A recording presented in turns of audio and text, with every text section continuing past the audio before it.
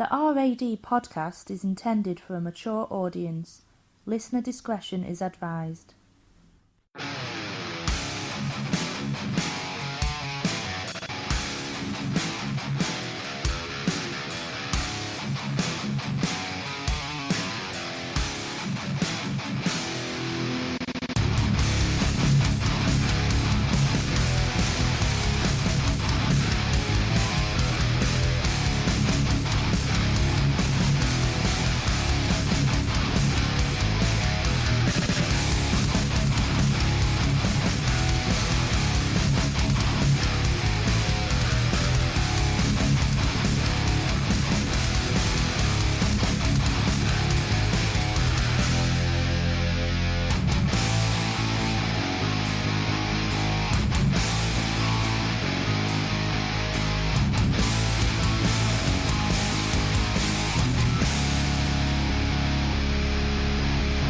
Hi and welcome to this week's edition of the RAD podcast, the only podcast where anything is a topic and nothing is taboo.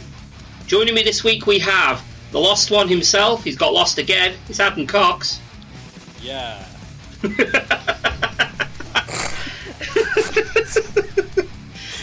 That's stealing, Adam. I wonder who else steals gimmicks. Yeah. And judging by the Scottish sort of accenty laugh that you could possibly tell, it's Xander. What do you mean, accenty laugh? Accenty laugh, you know, it's like a Scottish sounding laugh. Didn't think you get such a thing. Oh, you do now. Yeah, apparently you do now. It's Let's random. add it in the dictionary. Yeah, we'll find it. How you guys been anyway? You both missed the last show. We Yeah. did. Because you're a cunt. Who is that? The cunt sort of like side of me was like, you know, Xander said he can't make the show. Fuck him, I'll do it anyway. Yeah. I had to go and ingest alcohol, so. Yeah, so at least that was self-inflicted. You know, Xander was there having the severe man flu or the watery arse. I don't know which one. No, I just had a migraine. Oh, okay. So basically, he just didn't want to get laid. No. That never comes up. Oh, shall we jump into our first topic anyway? Speaking, because I was saying that I didn't ask how Cox's week's been. Didn't ask how anyone's week's been. I did actually. You just sort of said what we've been up to, but it was, yeah. Anyway, got it. How's your week's been? 2 weeks even. 3 weeks. 3 weeks for Xander. You part-timer. Somebody has to do something with all this fucking sponsor money we're raking in. What, fuck all? Yeah. The only person that's ever given me money for something was Avant-Garde Security. That was to pay for the 2016 PCW Prediction League trophies. And I said to him, as part of the deal, I would advertise him on the podcast. So, So nobody's ever given you money to go away and stop staring at them? no, just violence usually. Oh, okay then. You know, last time I went up to Scotland, your missus punched me in the face. Remember? She punches me, I'm not surprised. Oh, so what have you been up to with your 3 weeks, Xander? Fuck, mate. A cat got mauled by farmers' dogs. Again? No. Well, I haven't been on the show. I just fucking tell you before, didn't I? Oh, fucking hell, yes. Yeah, so, yeah, not, he's told me, but not on the show. Oh, dear. Yeah. Honestly. So a cat got mauled with the farmer's dogs, and I was a bit of a pain in the ass since she's our landlord. Had to go to the vets. We paid a fortune. He's lost his entire tail. Shit. But he's a soldier. Other than that, fuck all, really. I've read 6 books. So that's how little I've done. No, so that's you know, a good use of spare time, I would say. You know. Spare time. Oh, well. Other than that, not much. Good. What about you, Coxie? I'm same as Xander, really. I've not read 6 books, though. No. But it's... You goddamn slacker. Poundland didn't have many decent novels in this month, so... I fucking got a shit ton of Blu-rays out of Poundland. Oh, do tell. No, Coxie was telling you about his day first.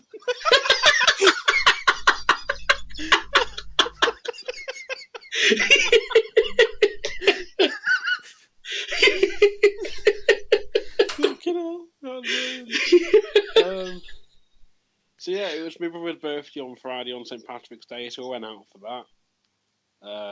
Just had a few drinks and a meal as Los Iguanas. It was an Irish themed, meant to be an Irish themed birthday, but we went out for like South American food. So sort of, I don't know what the logic in that. I've not done much else really. I went to the gym today. I did that taste test video on Sunday. Yes, you did, and you enjoyed it, didn't you? Surprisingly, yes. Which even I was amazed about. Well, then I was trying the strawberry one, sort of, and I quite liked that one. But then when you said the original one tastes like arse, yeah, there's sort of you have that mindset going into it, going, this drink could taste like arse. Yeah. It's when you go down with if you go in with the lowest of expectations, you get the biggest of surprises usually. So that's the way I see it, anyway. And I've been sort of scoping out locations for possible future pubcasts to possibly use. So it's more on that later, no doubt. Yeah. Just a little update as I've just got hold of my phone. We may have another guest soon. We may have Lewis appearing at some point in the show. He's just rushing over the PCW training. Speaking of which, did you watch? Cox? I don't know if Xander wouldn't have watched it because he's not into greased up men in their underpants rubbing themselves against each other. But Coxie, did you watch the live warm up with finger quotes? It was on PCW before. I haven't watched it before, but I've watched the early ones. Yeah, have you seen the one? Have you seen any one sessions where Bubblegum's training? Yeah. Yeah, there was like a live video, what they put on the Facebook for free, so you can have a look. It was like a 25-minute long video, and they were doing drills in the ring. And I caught it back at the 15-minute mark, and I watched the last 10 minutes, and they were doing these drills where they're in like a wheelbarrow position. You know, if you're doing the wheelbarrow race at primary school, sports day, and they're climbing the turnbuckles just with their hands, and then going all the way back down to the bottom, and then having to do 10 press-ups at the bottom. You know, like building upper body strength and what have you. Yeah. You know, and that was the warm-up, as well as squats and running on the spot and things like that. So yeah, I see why. I understand why.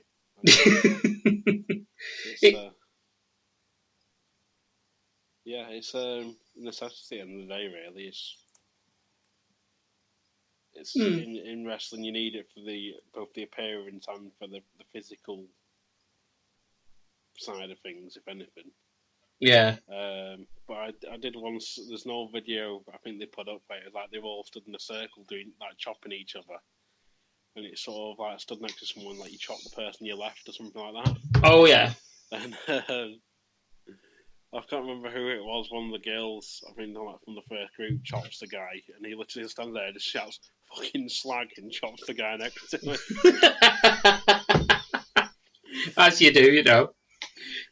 Xander, I might share it on the group, actually, the page. You may need to have to watch this video just briefly at some point. But it won't be just now. You know, it won't be just now. But let me just find something for Coxie. Well, speaking about wrestling, I was doing my little bit for Lost Art of Wrestling the other night. I was sort of, I've said I will review the Heatwave. Yeah, it is Heatwave '98. Heatwave '98 we're reviewing at some point, yeah. Yeah, and my arse in gear. But I started watching it, and there was a certain match that that kind of made me chuckle. Now, Coxie knows where this is going. But I'm just going to play a little piece of music, and let's see what Coxie's reaction is going to be.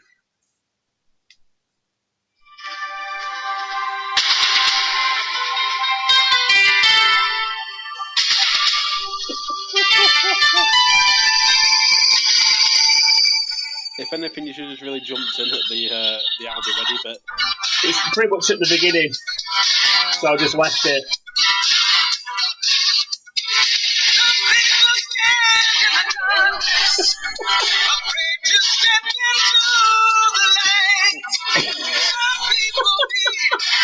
This is what happens when you like to do a deep throw and then just sort of start thinking that's a good idea and then you make a video out of it and hope it goes viral. It's not gone viral though, unfortunately. But so who made the Baywatch video? I kind of did. Because it was basically, there's a spot in this match, it was Tanaka versus Mike Awesome. And there's a spot where Tanaka's running down this great big massive long ramp that they had set up for ECW. And he was running down it with like a chair under one arm. Now, if you've ever seen an episode of Baywatch, you know when you see them in slow motion running down the beach with the float under one arm? Yep. He looked exactly like that, and I just could not help but while I was watching that, having that theme in my head. So I had to make the video. But what made it perfectly for me was when Tanaka hit Mike Awesome in the head, the lyrics was, everything's going to be alright, and he just splats on the floor. Which is what made it for me. But yeah, I've got the video on the group anyway, so if you listen to the podcast, just take a few seconds to go on the Facebook group and have a watch of the video, and you'll know exactly what I mean.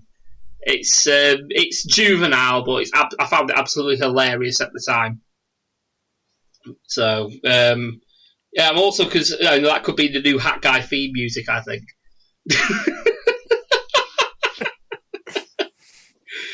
Oh, dear me. If you're doing that, you need to take Pamela Anderson cut out me everywhere. Yes. We might have to do a review of the new Baywatch movie now on the strength of that now. I'm not strange. It's part of my alter ego. Oh, dear me. Speaking of, obviously, a certain person who's in the new Baywatch movies, The Rock, is a wrestler. Now, this is the most forced segue ever, by the way, just for the record. There's been a certain incident that's happened this week involving a wrestler, a WWE female wrestler. I hate the term diva. I will not be using the word diva. Involving Paige. Now, yes, the Fappening 2.0. The Fappening 2.0. Xander, are you aware of what the Fappening 2.0 is? I was aware of what the Fappening 1.0 was. But yeah, there's been a second one of leaked nudes and things like that. One's involved. Well, they're not nudes for Emma Watson, as far as I'm aware, but she's got pages of. Well, not pages, because obviously Paige is the wrestler, but she's had like lots and lots and lots of pictures leaked of is it like a fitting or something like that? I'm not sure for Emma Watson, but there's possible others as well. Like there've been hints of Marissa Tomei and a few other actresses I can't remember the names of, and possible other female wrestlers as well. Yeah, apparently there's rumours for Summer Rae. There was a rumour about Alexa Bliss, but apparently that's been massively debunked. Apparently that was a fake. Why do these women need to keep nude pictures of themselves, though? Yeah, there is that. And then they seem to, the problem is with them being on the road a lot, especially celebrities now, they think, oh, I'll have this iCloud which backs everything up. So then, because I don't really have access to a computer, in case I lose them or lose my phone, I've always got the pictures, but then I forget to delete them. Especially from looking in the case of Paige. Yeah, because she didn't just have one or two; she had a whole fucking library.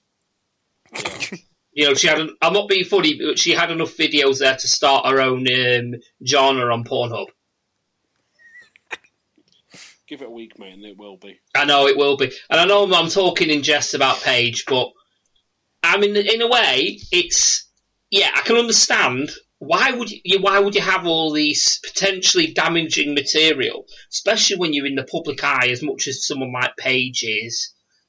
Like Emma Watson's ones, I can understand because I've seen a few of them. They're just like fittings for things like that. So potentially it could be, I don't know, something like that. Potentially, it's a role that she's going to be doing at some point. It may be an outfit. Is she naked in them? What, the female wrestler, Paige? No. Emma Watson. Oh, Emma Watson's not. No. Well, see, to me, that's something that still shouldn't have got out, but it's nowhere near as bad. I completely agree. Completely agree. For Paige, as I said to you, the other day, what if it was another? I'm sure it was Steph McMahon, wasn't it, that leaked a sex tape? I don't know if it was Stephanie McMahon. I know. There was something back then. Remember? It was China. China was One Night in China, wasn't there? Oh, was it China that did it? Yeah, she had. There was a fuck video with her and Sean Waltman, wasn't there?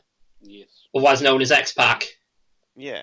I think from what I understand, the X-Pac thing was like a rebound and from unless Triple H, it was wasn't another it? thing like that she's planned to do, But other than that, why would you keep that kind of material? It's just pure stupidity. To be fair, yes, I do understand that. Like I say, if you're in the, if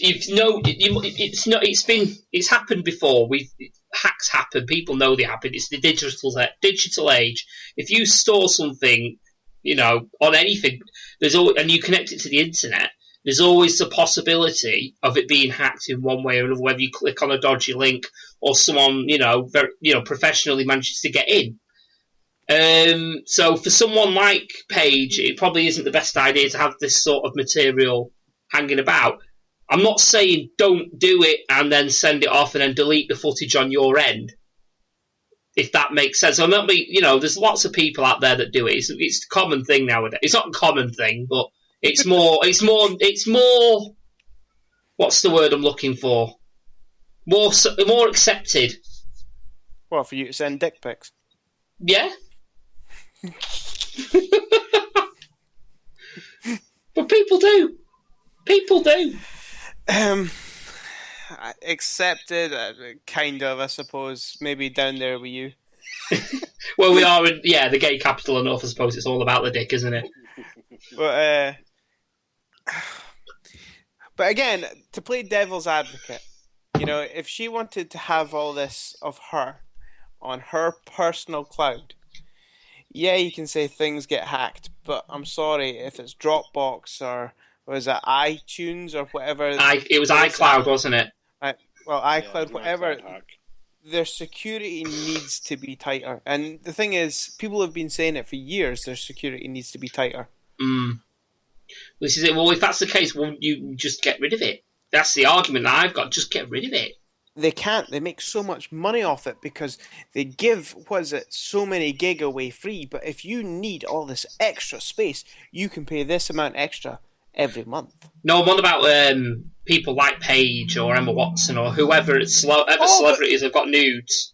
Just get rid of them once they've got to serve the purpose. I think it's just a case of forgetting they're there. There is that. It could be that. They have deleted it off their phone or off their camera or whatever, but they forgot they have this backup. And yourself, people aren't always tech savvy. Sometimes they think, oh, well, if it's deleted here, it's deleted there. This is it. Well, here's haven't realised that their iPhone or whatever automatically uploads to the iCloud. This is it. But also, what you've got to think is, was Paige aware that these tapes still existed? Because who's to say it was on her iCloud? Yeah, it could have been on somebody else's. It could have been on Brad Maddox's, because he's in it as well. And I'm not being funny, but he was filming it like a fucking professional porn star, from what I understand. Well, if you look at the pictures, though, and some of the videos, it's stuff that she's filmed herself and then sent. Oh yeah, that's there is that. I mean, there's one video of her shoving a vibrator up her arse, basically. Yeah. To me, that because there are pictures of her as well, so to me that in sort of more than likely, I'd say it probably was hers. Oh yeah, but there's what you also got to remember as well though is if she's sexting or sending these pictures to fucking hell, because Brad Maddox, for example, who was in the clips with her, and she was sending these clips to him because she was. But you got to bear in mind the time it was. She was a 19-year-old at the time, from what I understand. Yeah. Does it come down to him taking advantage of a young girl? How old is she now? She's 24 now. So we're looking at 5 years ago. Yes. That's when she was roughly signed over to WWE, wasn't it, Coxie?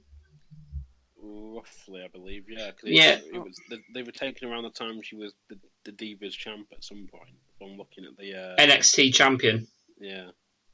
So we're talking early Paige, aren't we? Because she made a debut. Was it 2013 or 2014? Main roster. I think. So you're talking. She's probably had. How long did she have in NXT? 2 years. I think so. Yeah. So you're talking probably maximum 2013. So you're talking she's 19, 20-year-old. Well, I wouldn't so much say taking advantage of. It's more like a thing of they probably were seeing each other. Yeah.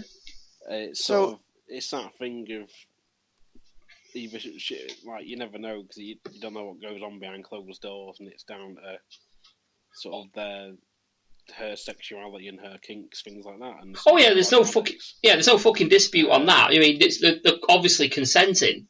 There's no lack of consent anywhere. I'm not saying there's lack of consent, but it's like she must have. She knew what she was doing when those were being filmed. If you have them on, if you upload them to send later on, the only thing I could think is that maybe more than likely she's probably had them on there. If they are from a few years ago, she's probably uploaded stuff since. Never bothered to check it or never had time to check it. Mm-hmm. Then.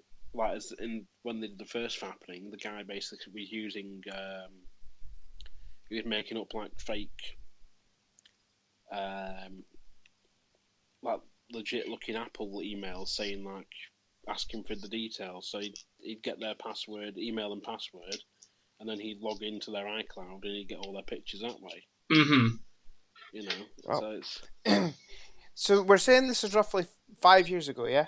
4 to 5 years ago, yeah. Right. iCloud didn't publicly launch and was accessible until the end of 2012. So that was, 3.5 to 4 years ago. Yeah, so it's like possibly the very beginning. Whatever it is, it's either been saved to iCloud at the very, very, very beginning, or it has been uploaded to iCloud later on. Which wouldn't shock me. Device. Which wouldn't shock me because... Yeah, so it's been transferred from one device to another, and Apple has then automatically uploaded it. Yeah, that sounds like what's happened. But this is what I mean. From what I understand, what I've been reading, I'm starting to believe that, obviously this is something she wants to get out, obviously. And if it's something that she wouldn't want eventually getting out, he's making me believe that potentially she wasn't the owner of the footage. If that makes sense, I think it was. It might not even been Paige's iCloud that's been hacked. It might have been Brad Maddox's, which is what I'm thinking. At the end of the day, Apple security. There you go. Yeah, it's all been iCloud hacks, hasn't it? Apart from Sony are forever getting hacked by fucking little knobheads' mind. This is true. But the very, very few times they're stealing passwords, which is good. But yeah, it's usually Apple that they go for. But anyway, sorry, mate, go on. I was just going to say, it's like, sort of judging from the cryptic video Brad Maddox put, at the end there, it's like, it could be Brad Maddox. But it's like, why would you go after Brad Maddox when you go after someone like Paige? Because maybe they want to go for... So it's all women that they've attacked, think about it. So they're not going to think, well, I'm going to attack Brad Maddox. Brad Maddox isn't a big name, but Paige is. But the thing is, though, they may obviously know that there is... The rumours that this footage have existed for years, right? So they know Brad Maddox... Apparently Brad Maddox has not just got footage of Paige either. He's got a few more female wrestlers on there as well. So there's rumours of that as well. That potentially could come maybe at a later date. Hopefully not. But this is why, is what I mean. It's like, what I mean is, from what I've heard, the rumours, and obviously there was a rumour 2 years ago that this Paige footage existed. Boom, here it is. These rumours, I'm starting to think, has probably got a bit more grounding to it. Yeah. So, which is what is making me, like I say, which is what's making me believe that Paige didn't have the knowledge that these photo videos still existed, and maybe existed on Brad Maddox's iCloud. When you think about it, potentially he was keeping it possibly for a rainy day. You think about what's he done since he's left WWE? Fuck all. So. Yeah. But anyway, another thing that leads me to believe this is obviously the reaction, apparently what Paige has had to the footage. Obviously, if she still owned it, she can hold her hand up and say, yeah, that was mine, that was on mine, my fault, you know. But the fact is, there's a statement by Ricky Knight, which is Paige's dad. And those who don't know. Have you read this statement, Coxie? I did. It gave me a headache in the process. Yeah, because there's no grammar in it at all. Yeah. But I will give you the corrected grammar and spelling version of it. It says, my last say on this scandal surrounding my daughter. I have just spoken to her over Facebook, and I am worried for her mental health or worse. For fuck's sake, world, get a grip. She has not killed anyone, robbed anyone. She was having sex in a private situation between consulting adults. And then this has been betrayed by some lowlives. As her dad, I urge people to back off. As I say, I am very worried for her. It will be no good backing her when it's too late, like many other celebrities who have left us. So what he's basically trying to say here is Paige is borderline fucking suicidal over this. So, which is another reason why I'm beginning to think, yeah, it's probably nothing to do with the fact it was on her, so anything that she owns or the iCloud that she in her name that it's come from.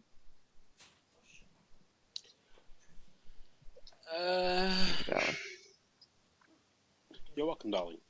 Xander's just got a brew. No, I've got a bit of cheesecake. Oh, okay. Fucking cheesecake. Cheese and cake. This is the start of podcasting. We don't do cheesecake on RAD. Come on. It's just to sort of not to sort of turn it into a sort of pointing fingers or anything like that.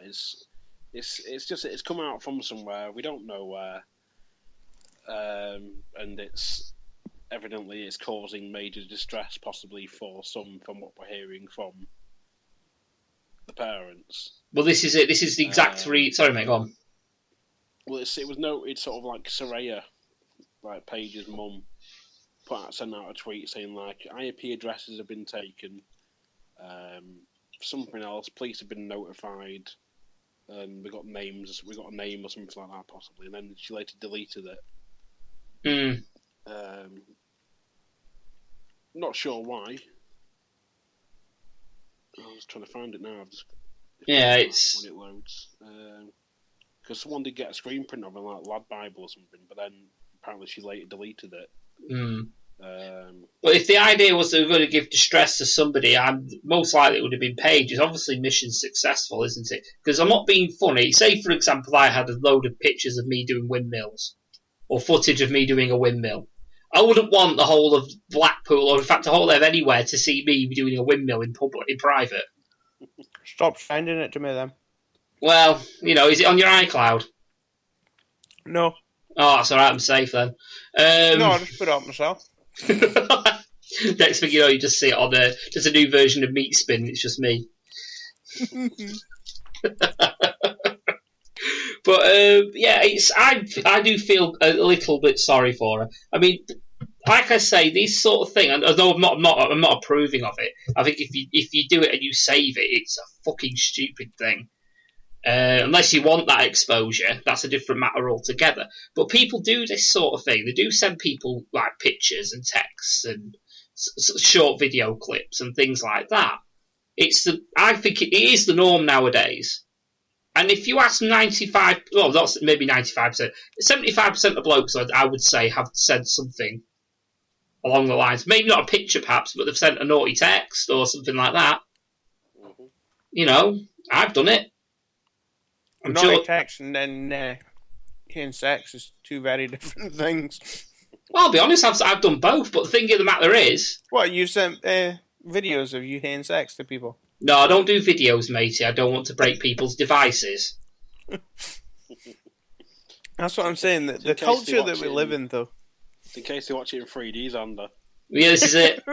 You don't get 3D pictures. The only ones you get in 3D are the ones with the red and blue glasses. So just flops out. You hate to watch it in 3D. There's no other depth perception otherwise, and you hate to see how smart it really is. Well, if you see it in 3D, you can see the things orbiting me.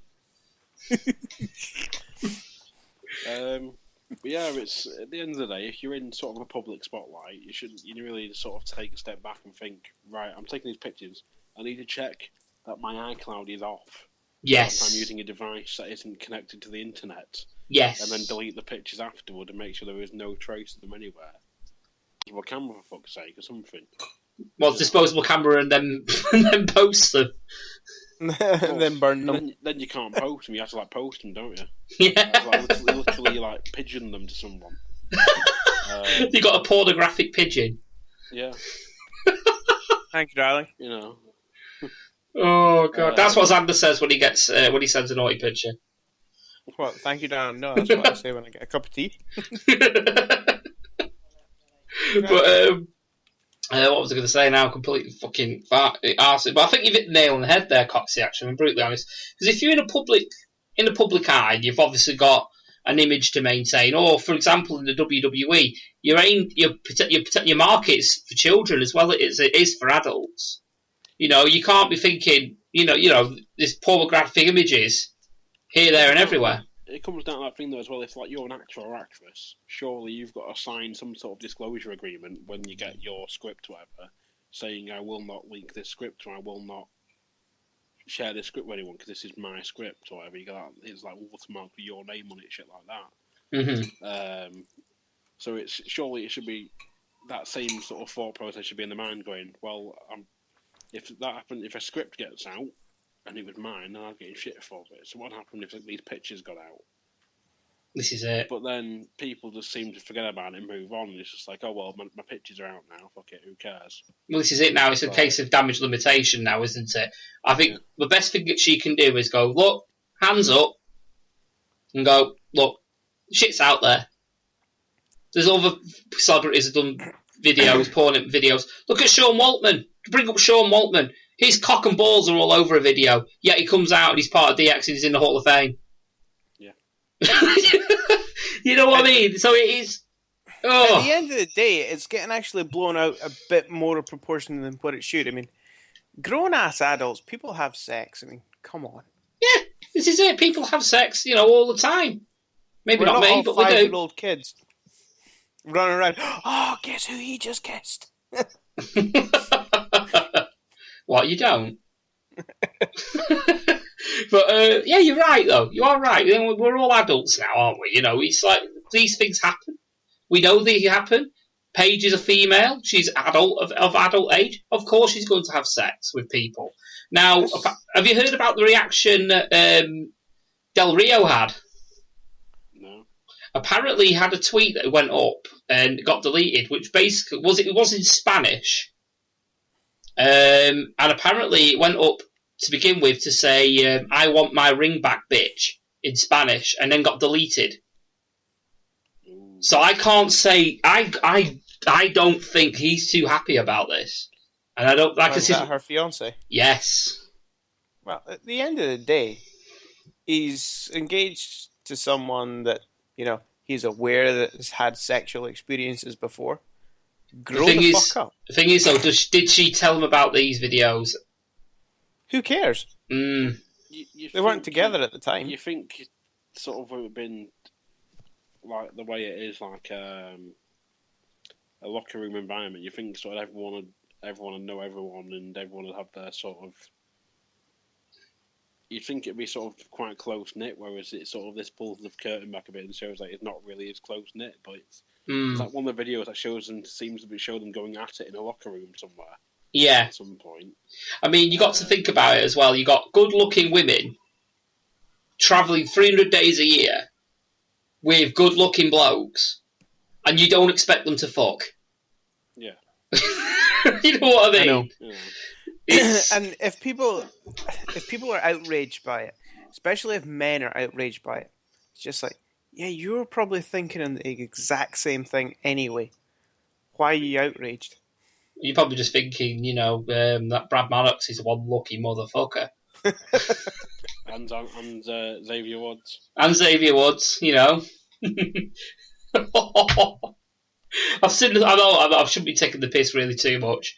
I do feel sorry for her, but there's things like that. So 2017 for Brad Maddox Hall of Fame inductee 2017, and tag team of the year is Xavier Woods and Brad Maddox, and Paige. You got Heyman guys and whatever. You got Paige guys, and it's Xavier Woods and Brad Maddox. Sort of saying that about Alberto Del Rio posted that, then that's probably put partial stress on the relationship, no doubt. Oh, guaranteed. There's probably nothing where she's ever said to him at any point like, "Look, I've got some old videos of me and Brad Maddox. They may get out at some point." Yeah. But then again, if she forgot about them, she won't know they're there if they weren't. Which isn't them and someone else, like you were saying, they were on Brad Maddox. This is what it's or Xavier Woods iCloud. You never know. Well, I'm more to be inclined that they're on Brad Maddox's because of that reaction. Because if that was the case and she didn't know about it, she would have told him, or he would have found out by now. And the fact that Xavier Woods was only on one or two videos, yeah. Whereas Brad Maddox was on every single fucking one practically. So but apparently there's a rumour as well. Apparently, there was someone was holding the camera, but they were having a threesome. So apparently there's a rumour there's a fourth person. So, don't want to speculate who, but apparently there is a fourth person. Has nobody ever heard of a fucking camera stand? Well, but apparently there is a fourth person in at least one of the videos. But I don't want to speculate who because nobody knows. So could be any fucker. For all we know, it could be Vince McMahon. So we don't know. Flair? Woo! Oh, mate. But yeah, at the end of the day, though, I'm going to try and wrap this up now. It's bad because it's somebody that's in the public eye. She should have known better. To have these done, if I'm brutally honest. And if it's Brad Maddox that's kept him, he's a fucking scumbag. If I'm brutally honest, he's a scumbag, and it's somebody now. It's her privacy's now been invaded. But again, it comes down to that thing of did he delete them or did he not remember having them on his system? We'll never know until he does. Until he does some sort of interview about it, then we're never going to know. So, and I can't see him. I can't see him doing a shoot interview out of it, but I bet there'll be some demand about it. All I'm going to say is I hope he doesn't come to the UK and hooligans are near him. Because the hooligans will knock 7 shades of shit out of him. I'm pretty sure they will. I really am. But yeah, all I'm going to say is I hope not this weekend, obviously, but the weekend after, I hope somebody doesn't go up to him while I had a few drinks down him at the PCW WrestleMania screening and ask him about Paige's tapes. I really hope they don't, because I've got a horrible feeling that there'll be, there might be a bit of blood splattered everywhere. Well, there's a problem where it came down to the they're saying about they're going to keep Xavier Woods off of TV for Raw tonight or something because it's in Brooklyn. Yeah. And it's like, everyone knows what the Brooklyn crowd's like. He's like, he'll get eaten alive. And it's like, yeah, probably best to keep him off TV. It's like, let's see if they will or not. Again, sort of UK crowds. I think PC, with them being in PCW so long, things like that, I don't think anyone will say anything unless you are a fucking dumbass Mark or something like that, or someone who just sort of turned up on the off chance and going, oh, sort of, if they think there's, like, they turn up for the Mania screen and having not known who the hooligans are, and they go, oh yeah, you seen that tape of that girl who's a wrestler? It's like, oh, she's pretty. Oh, fuck. Like, oh, that's my sister, sort of thing. You know, it's. But yeah, apparently there's a video of. I'm just looking it up now. Xavier Woods, and he's actually, obviously, you say they're keeping him off TV for a while. He was actually on some sort of reward sort of like got a response to. That was before. I think that was before sort of that video was made before the thing, the leak went live sort of thing. It was the up down thing, isn't it? Oh yeah, because it hit like 1 million subscribers or 1 million views. Oh, I thought it was in response. But yeah, I'll just play it anyway over the microphone, just so you hear what it means. So whether you're at home watching online or whether you're here in attendance, this is a reminder that awesome stuff happens every single day. Thanks. Yeah, it happened to him quite awesomely a lot, didn't it? Sit back and relax. Kick your feet up. Put on your fuzzy slippers. Take your socks off. Make some ramen. Call your mom. Tuck in your cat. And delete your Twitter.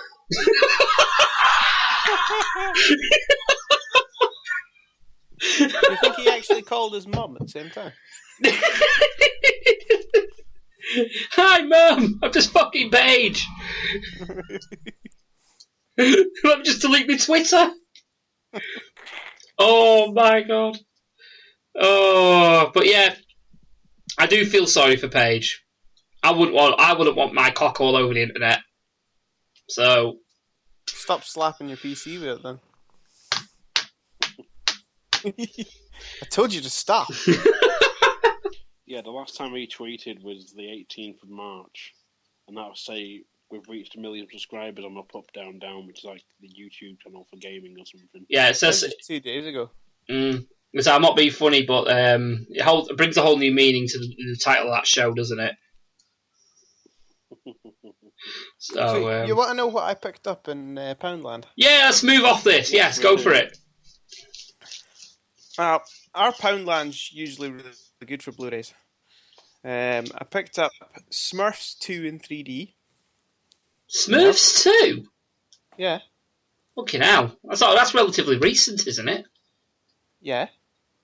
Hmm. I picked up a film called Traitor with Guy Pearce. Haven't seen it, wouldn't know. The Artist, which again isn't that old. That's in the one here in Blackpool. There's quite a few copies of The Artist on Blu-ray. It's got John Goodman in it, I know that. Breaking Bad, the final season. For £1? Hi. Nice. I haven't seen any of the others though, so. But it was £1. Saw 2. Can't complain for £1. To be fair, I prefer the first one. Who doesn't? The first one's a great film. Brilliant. Yeah. When he wasn't done to death. And then we've got, speaking of wrestlers, I've got Snitch with Dwayne Johnson. Nice. Looks like a pretty good action movie. And the oldest one I think of the lot is The Mechanic with Jason Statham. Can't say I know it. What?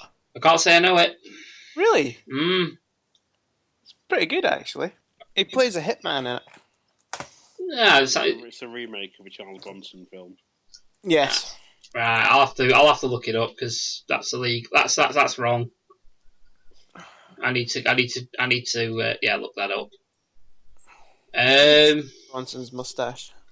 Yeah, Bronson's mustache is is sexy. It's almost as sexy as my windmill. So, I've not had any Poundland fines for ages. I think the last one I got was...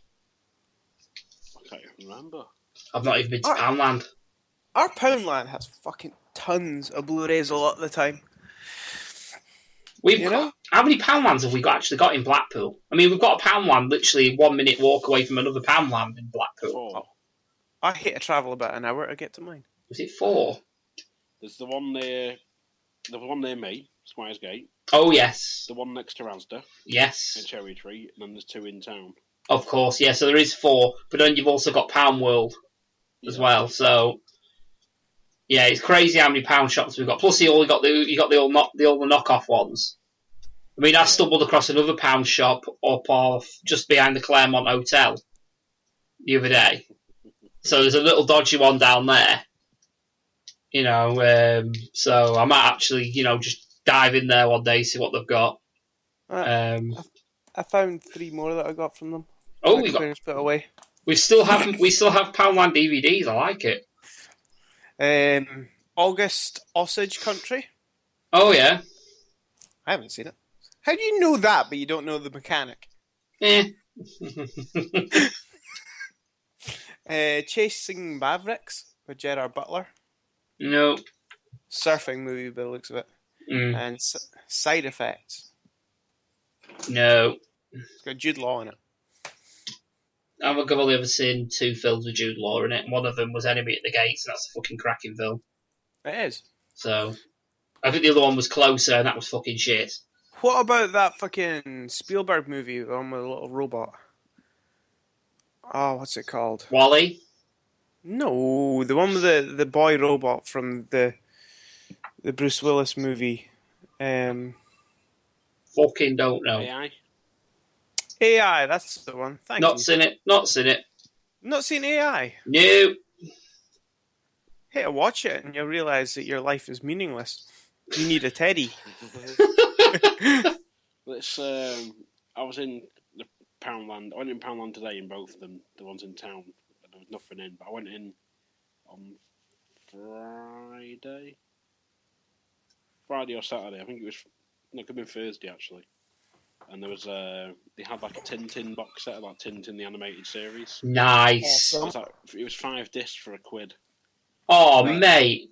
I was looking at it, just going Tintin. I was like, pulled up my phone, went on CEX on the website. I was like, how much should I get over trading this? And it was fucking £2 in cash. I was like, ooh. I was like, right, I'll come back tomorrow, and if it's still there, I'm buying it and trading it. Yeah. But like today, I went in the old Woolworths, and they had a Blu-ray. It was season 2 of Downton Abbey on Blu-ray.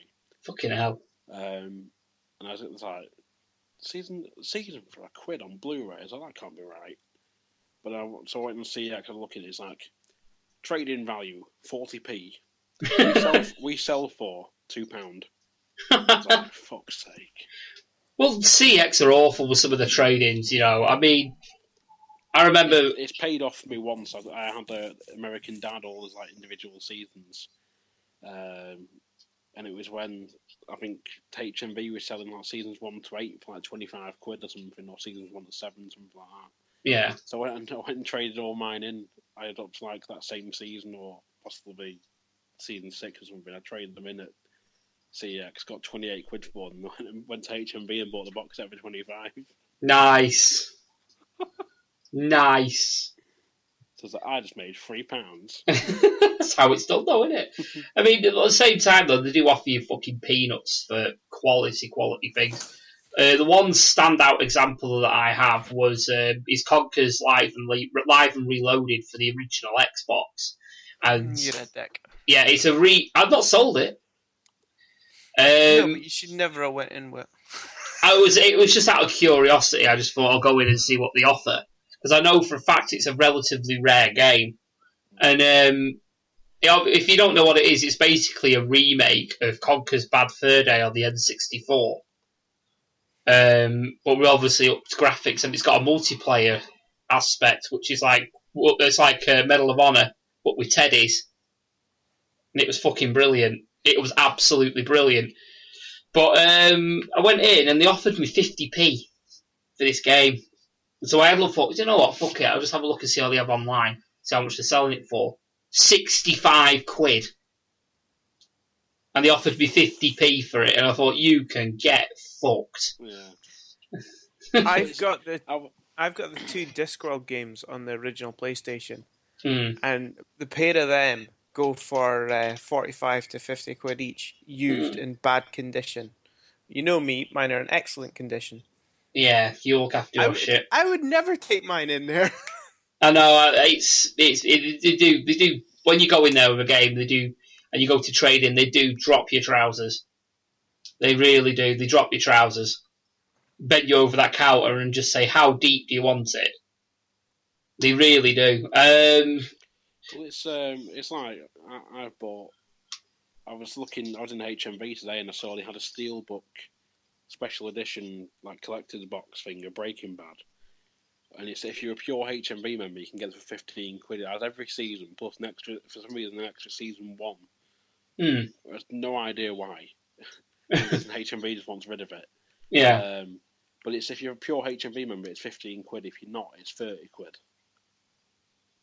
That's not And bad. it's like, so I was like tempted to buy it, but I've got them all separately on DVD. The only reason I buy it again is just so it takes up less space on my shelf. Yeah, and you trade in the others. But if I went to trade those in at CX, I'd probably get all of about 2 quid for all of them. Which is shocking. If to like 3 quid at a push, possibly. But it's like, you know, it's hardly worth it. Like, it's the amount of money I spent on those, is some of them I bought on day of release for probably maybe 15 quid at the time. I mean, I dare ask Xander, how much does Silent Hill 2 go for in there? I mean, me and you have got the copy with the cardboard case, haven't we? Yeah. Which is worth a hell of a lot more than the bog standard one. Last time I checked, it was around 30 quid. For a PS2 game. Yeah. So, that's... I've also got the cardboard box of Shadow of the Colossus, which is about the same.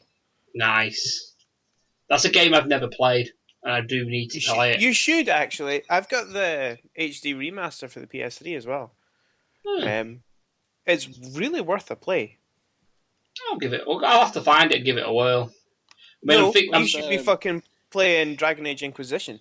The thing as well is, it's like if you were to trade, if you had like a limited edition like HMV exclusive steelbook or something, like a DVD or a game or something like that, if you take it into CEX and go, oh, it's a special edition, they'll give you the exact same money they'll give you for it as if it was the standard normal edition. There is no difference in price. Bad. Really bad. So. Or they have the cheek to sometimes say, oh, we can't find this special edition. You know, we're going to have to ring it through at the normal rate anyway. You know? What's the fucking point? The only one I've seen it for was there's like a Breaking Bad Art Deco collector's box, like steelbook box set, I think, which they sell for like 65 quid and they give you about 30 for if you're looking maybe 20. Then the one I was looking at today in HMV, the standard steelbook on DVD, I think they give you about 3 or 4 quid for it, and then I think 12 quid actually, and they sell it for 22. So. I used to trade in a lot. I mean, I remember back in the day, I used to be skint all the time. I still went to PCW, and every now and again I'd go down and trade some Xbox games in or something like that. Try and do that now. I'll probably be lucky if I get 50p. Yeah, I used to do the same.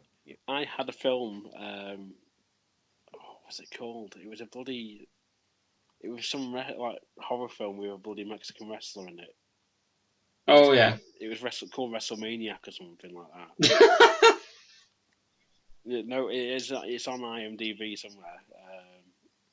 It had like Rey Mysterio Senior in it or something like that. It's a really weird premise, and it was just shockingly bad.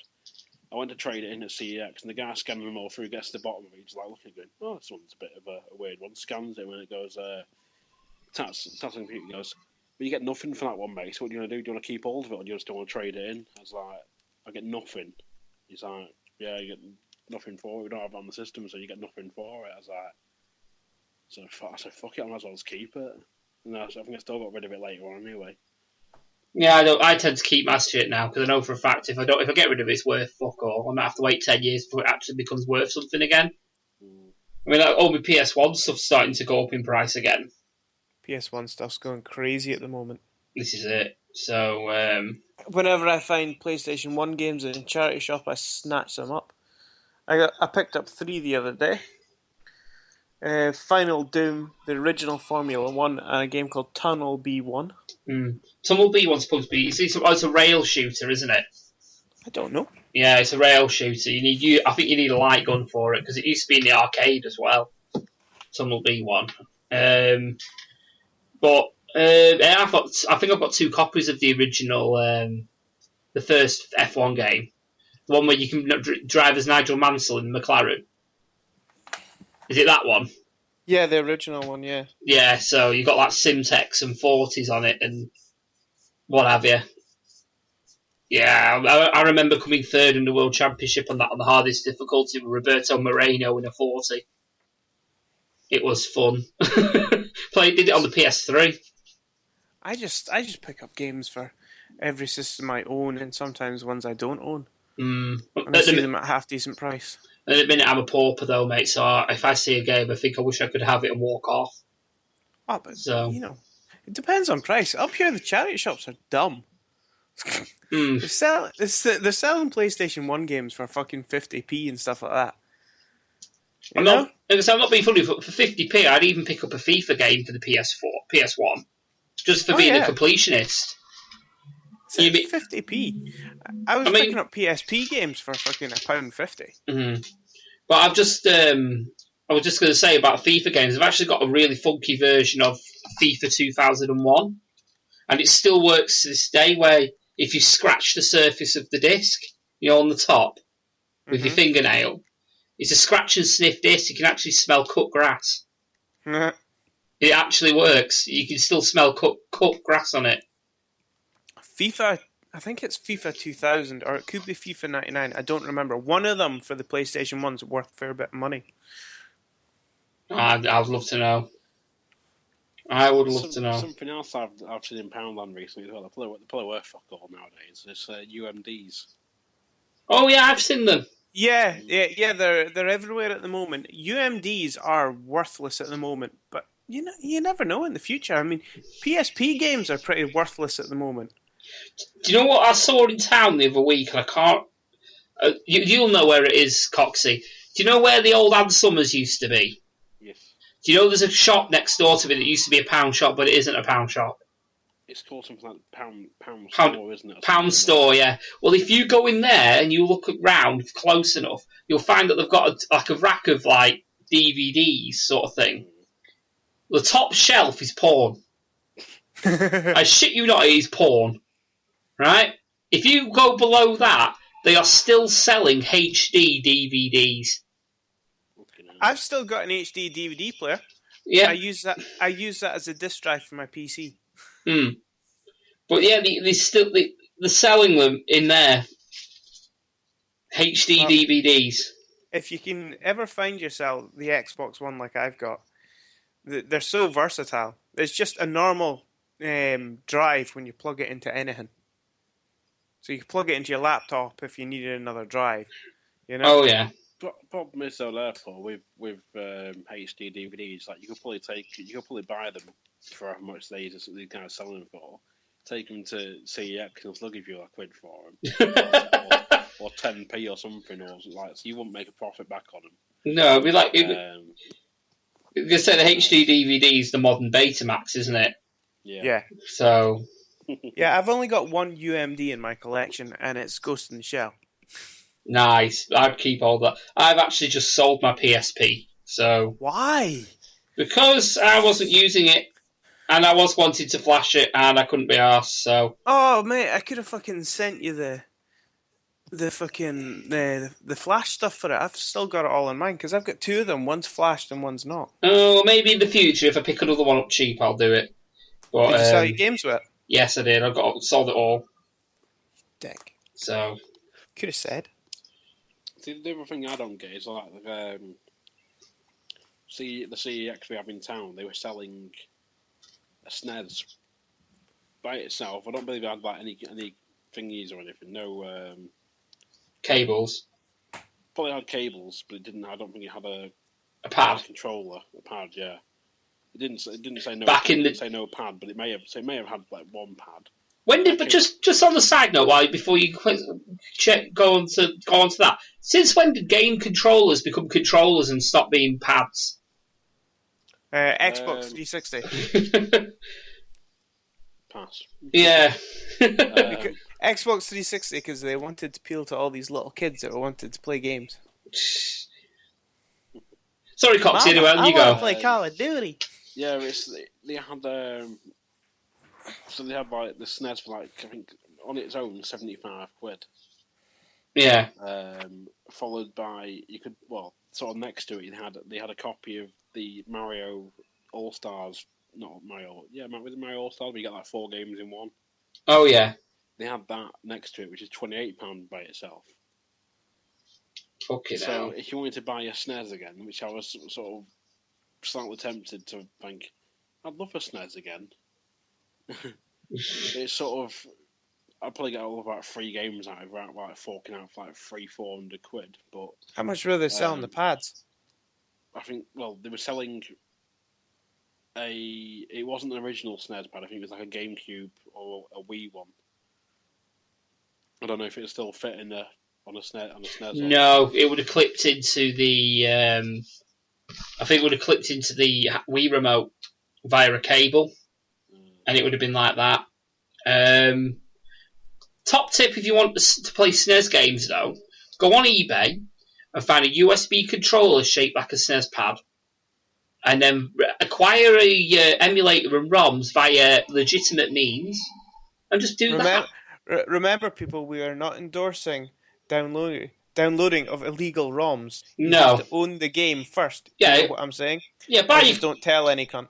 Yeah, add just add just get them. Buy the cartridge first. Go to car boots and things like that. You can pick them up there. It's usually quite cheap, and then download the ROM that you just bought.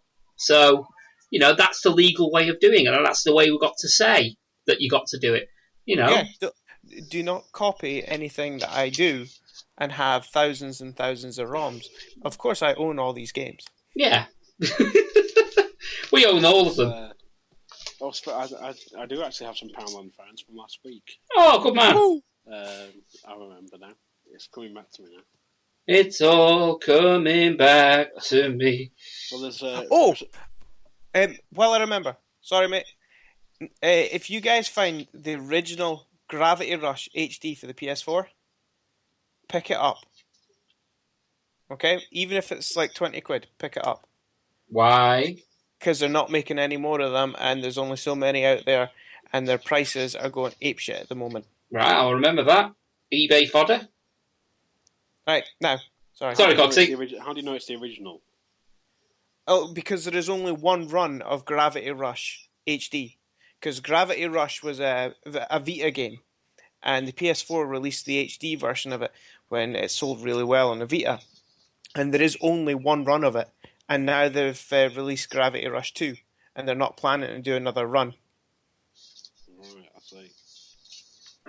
So if you see the HD version of Gravity Rush, snag it. There you go, listeners. But yeah, I can't remember if we talked about them on the last episode I was on, but Poundland seems to be pretty handy for household appliances as well as DVDs and the like. It's very much so. Sort of tasty spreads, which Paul's yet to try still. Yes, I will be getting it at some point.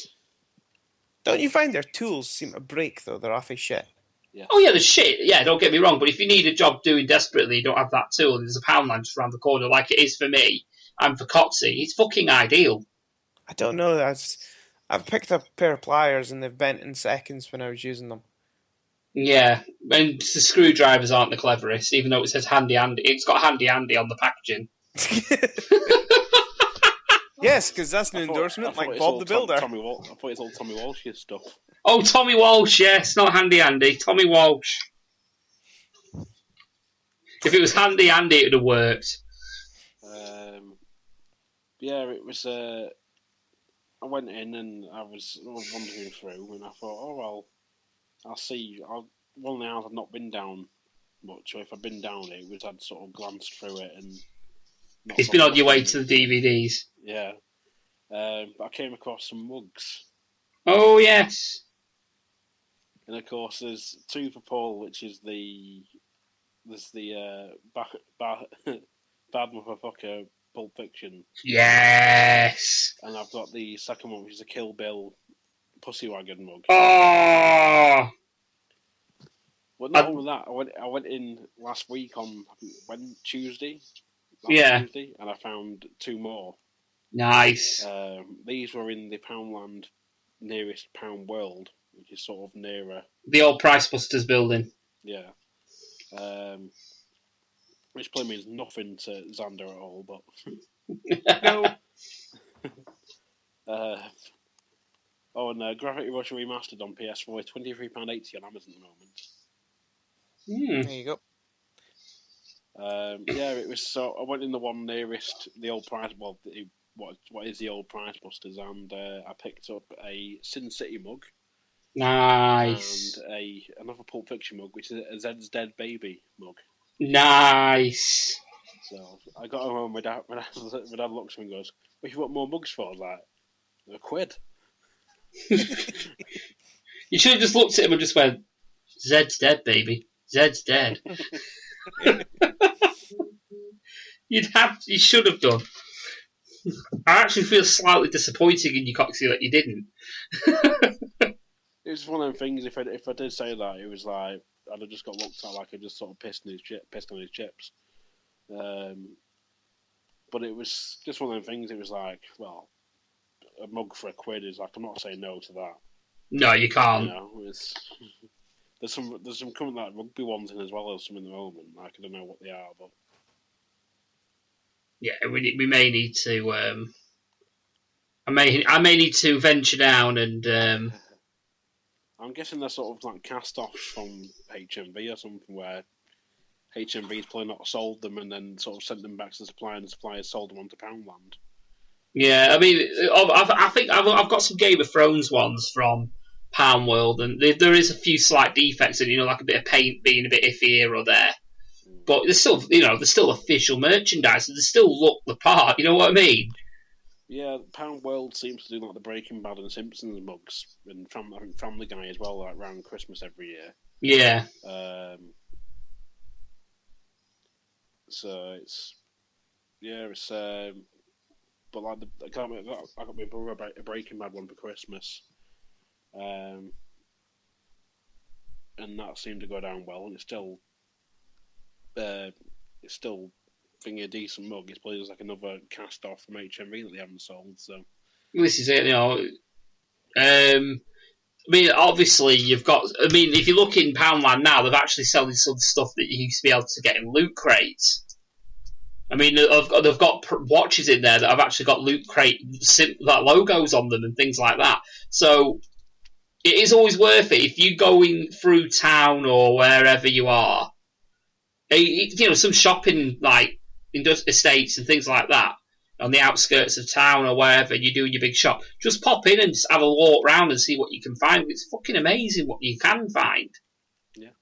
And like I said, I do want to make it a bit of a feature if we do find something in Poundland, which we kind of do anyway. This is a shout out to Lee from the Lee's People podcast because he enjoys it. So, Poundland finds, Lee. Poundland finds. Yes, Poundland finds. Yes. But yeah, I'm going back on Lee's People podcast. Hopefully recording, as of when we're recording today, obviously tomorrow. Hopefully going, because last time I was on, it went all tits up. Because, I think it was... usually I do break things I touch, so that wouldn't shock me. Like it's one of them. Yeah, like my knob. Hey, Xander, I have, and you know I have. And on that massive bombshell, I had a friend, you plastic, we'll leave it at that. And at the end of that bombshell,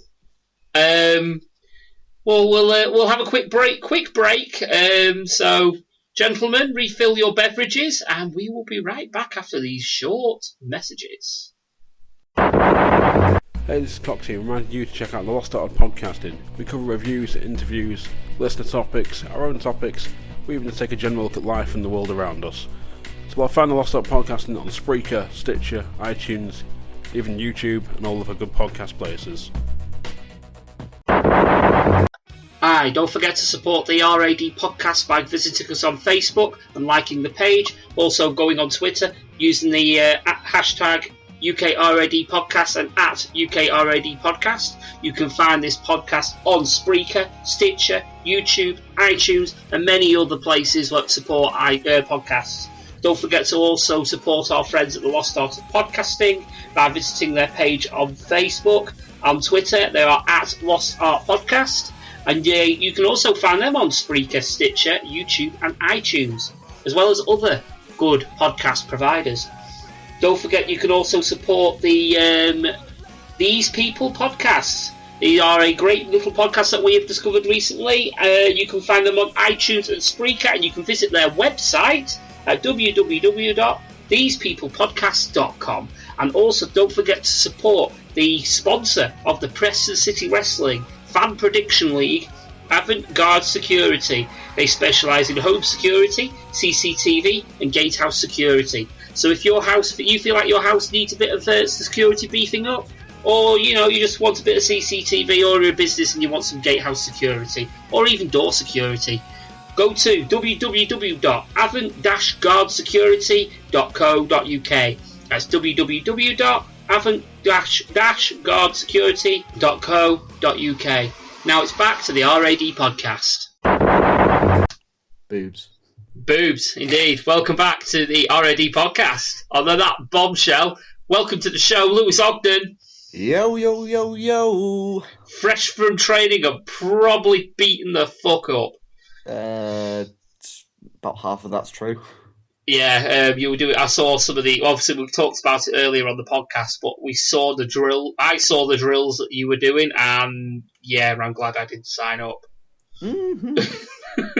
Well, I found it funny that Fludder posted the live video and the caption was, "Think you've got what it takes." It's like the SAS advert. Yeah, it's one thing watching it; it's another thing actually doing it. Yeah, I felt sore just watching it. So, but that could also be my hemorrhoid. So. Oh, how lovely! A lovely vision I've got of you on the bogs. Yeah, there's a reason why I don't wear wrestling trunks, mate. Mm. Anyway, I like the feel of spandex. The feel of spandex, baby. Anyway, how was your drive home? Because I imagine you had to go from Preston to Southport. It's normally fine. I always find if I have a podcast or two on the go, then any journey's not really that much of a slog for me. Right. I was going to say, thinking about after that training course with the squats and shit like that, I would imagine how the fuck could you drive a car? My legs would be jelly. It's not all bad. Yeah, well, we'll see Lewis in the ring, in a year's time. Give it time. Lewis Ogden versus Pete Dunne. You're incredibly optimistic, sir. It'll be a squash. Well, obviously, but I can say I've been in the ring with Pete Dunne. You've already can say you've been in the ring with PJ Black, so very true. So it's all swings and roundabouts. Mm-hmm. Anyway, we'll start off anyway. Now, Lewis has got a little bit of surprise for us. Now, I don't know if he wants to do it now or does he want to do it later. Well, I can do one now and one later. Oh, we're doing a bookend.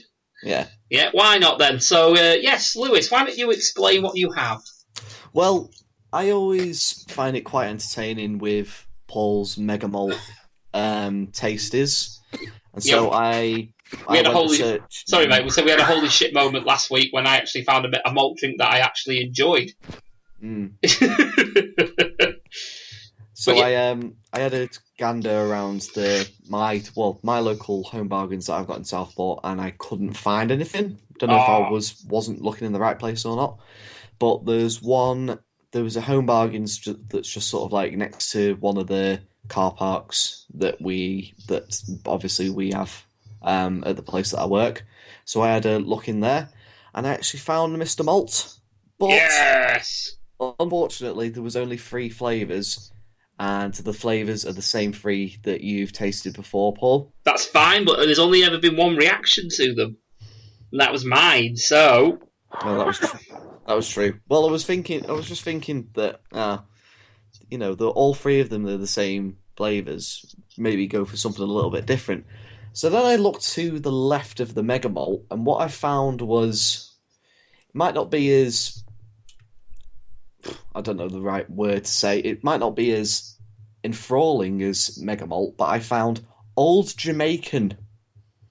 Oh, yes! Which is the basically carbonated mixed fruit flavour soft drinks. And I've got 2 flavours. I've got orange mango soda, and I have fruit punch. Now, I believe the Old Jamaica is most famous for its ginger beer. Yes. So this could be, well, it's going to be a little bit different. So yeah, it's up to you 3 which one I'm going to be tasting first. I will go, seeing as you've just come from wrestling training, and it's kind of like you do throw the odd punch here or there. We'll go with the fruit punch. The fruit punch. Okie dokie. Yeah. Okie dokie. I tell you what, I'll go for the ingredients first. Here they are. Carbonated water, sugar, citric acid flavourings, fruit and vegetable concentrates. Ooh, nice. Which are black carrot and something called safflower. As you do. I have not got a clue what safflower is. Beats me, mate. Beats me. I've got sodium benzoate. I've got acacia gum.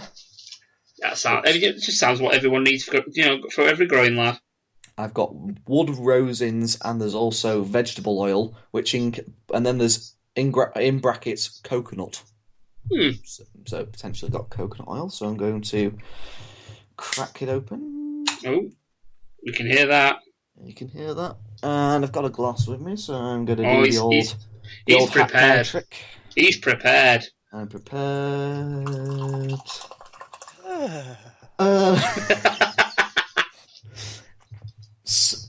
So I've got the look of a fizzy Vimto. Okay, that's not offensive. The drinks I tend to try tend to look like urine, so. Well, I'd say this is infected urine. This is probably what happens when you, I don't know, take like a wrestling bump on concrete, and then you go to the toilet afterwards, and this you get crotched. Yeah, you're pissing out the blood. Oh God! It's definitely got an exotic fruit flavour into it. Oh, so have you just smelt it? Yeah. It's definitely Don't be exotic fruits in this. I was going to say, don't be fooled. No, I'm not going to. Right, I'm going to bottoms up. Here we go.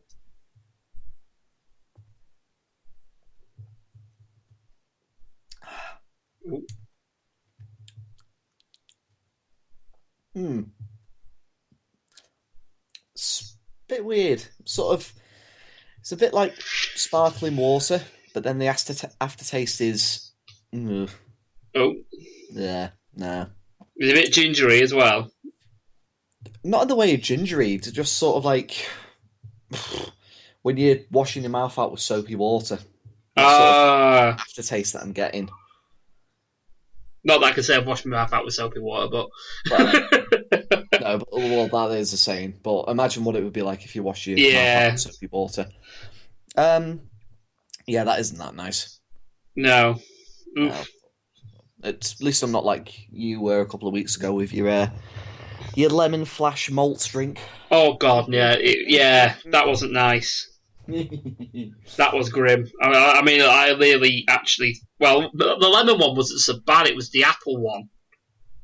Or was it the way around? I don't know, but I swear it's the lemon one where you compared it to Flash. Oh yeah, I think I'd just try. I'm that traumatized by it. I think I'll try and blot it out of my mind.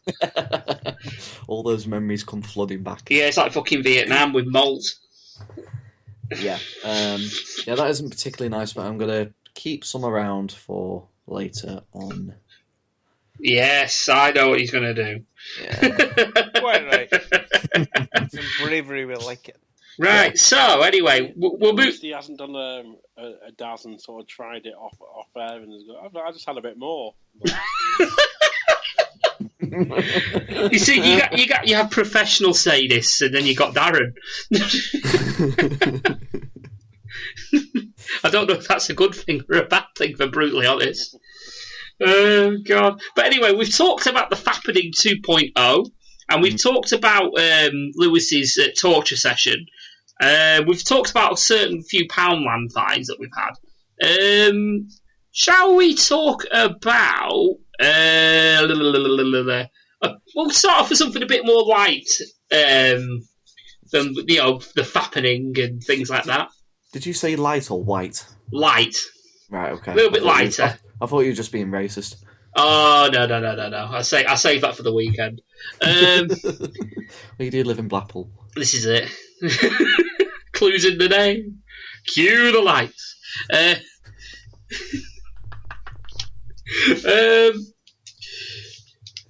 Oh, God. I've actually, to be fair, I'm going to tackle it. Any who has seen that advert? What advert? The Blackpool advert. No, I haven't. You haven't seen the... I would have thought in the Northwest you would have seen it. I can forgive Xander for not seeing it. No, I don't watch TV, mate. I just stick to Netflix and YouTube. I will let you off then. But I know Cox has seen it. Have I? I think the one where he says, well, that's where you're wrong, Deborah. And at the end he's like, you don't get better than Blackpool. Cue the lights. And the argument for that is, yes, it fucking does. Yes, it fucking right it does. Anywhere is better than Blackpool. To live in, anyway. Anyway, we'll move on. Have any of you three seen anything of the new Top Gear? Yes. Yes. I've seen the first episode. See, I've seen all three so far. I recorded last night's because Jack was fucking me off, so I just hit record. You'll be using the technical parenting terms in this show. You know, he doesn't. You know, the child isn't disobedient or naughty. They just fuck me off.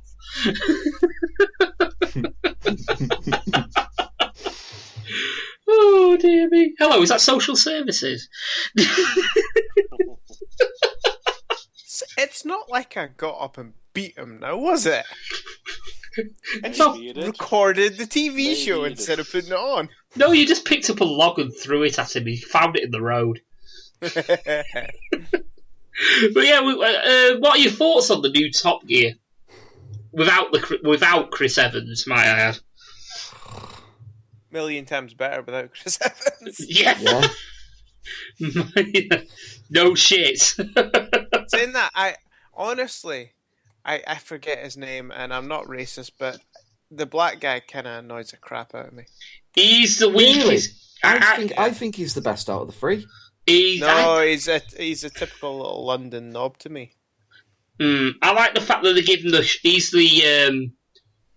he's like the James May of the group, isn't he? He's given the short end of the stick on everything. Like, for example, in the next episode we previewed it, that Matt LeBlanc and the other fella, I can't even remember his name, bless him. Hang on, I've got the cast list here. Good man. There's Matt LeBlanc, Chris Harris, who's That's the one. He's proper obnoxious. I don't really like him that much. He's probably the least likeable of the three. And then he also thinks he's a racing driver. He actually hasn't done a lot of racing. believe it or not. He's done 3 tours at the 24 hours of the Nürburgring. That's the glorified. That's a touring car endurance race, isn't it? No, the full Nürburgring. Oh, right, I see. No, he's done 3 tours at that, but I'm sure, if I remember right, they have 4 drivers. At the 24 hours of the ring. Yeah. But his last tour, the car broke down before he even got in. Other than that, he hasn't done a whole lot of racing. But he just holds a racing license. Yeah. So it's basically the same as Richard Hammond. But he talks like he's this, racing driver when he's not really. Yeah. He does all the training, doesn't he, for the celebrities that come in? It comes across as sort of like wanting to be a bit of a know-it-all, but he doesn't really know that much. Yes. Yeah, I'd settle for that. And then the other guy is Rory Reid, who is I'm not sounding racist, but he's the blacker guy. Yeah, he's the. I think he's the best one. I think he's the most likable. Yeah. I don't really like people from London. Thank fuck you rescued that.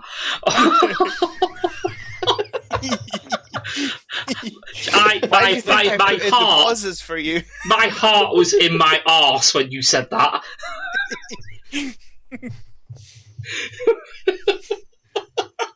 This is going to turn into that freaking. We're going to edit it down into sort of like a Homer Simpson sexual harassment admission. It's going to be like that episode of where Poochie goes back to his home planet. Xander just disappears. that episode of South Park where it's like they're watching Wheel of Fortune or something. Group of people trying to annoy you. I don't know if I can say this or not. It comes out of the obvious racial term it looks like, and he goes, "Oh, I'm sorry, it's incorrect. It's actually naggers." Yeah, Xander becomes one of those people who goes into the group.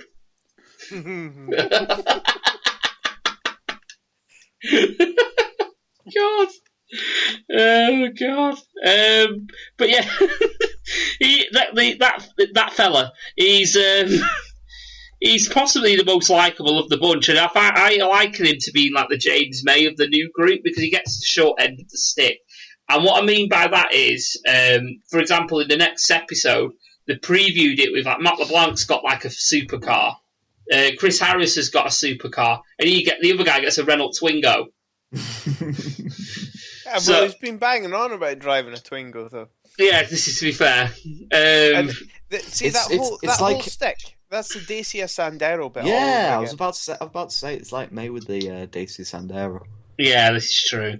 But yeah, I'm enjoying. Well, the last series, it was watchable if you could blot out Chris Evans. Mate, I watched the first episode and refused. I'm the same. I gave it one go. Chris Evans was there, and it was just like, I can't watch this while he's on screen. Thank fuck he had a scandal and had to quit. Thank God the freaking British public were in uproar and just like, no, this guy's shit, and get rid of him. Yeah, get rid now. Get rid now, or we pretty much boycotting license fees. We boycott license fees. Get this fucking ginger prick off my telly. We should be boycotting license fees anyway. Well, it's true. But have you? Like I said, I really am enjoying this latest series. I mean, last series I did enjoy the revamped Star in a Reasonably Priced Car that they did. It was like a rallycross course. That was different, and it was good different. But in the same sort of light, I do like what they've done with what they've done this year by putting it in an actual car that may actually test them. Why though? For the love of God, do they have to leave the stability management in that on? So they don't die? So? He pays his license fee and he demands entertainment. The track is this huge airfield and there's not a lot to hit. If you hit a fucking tire wall, you're not going to kill yourself, to be fair. No, you just barrel roll the car. Yeah, but that's fine. They put a cage in it anyway. No, this is true. You see them when they come out of corners and they try to hammer the throttle, and the car goes nowhere because the stability management is kicked in. It's just like, no, we're in a slide. I'm giving you no power. Yeah. They could power out of that slide if they were taught properly. This is true, to be fair.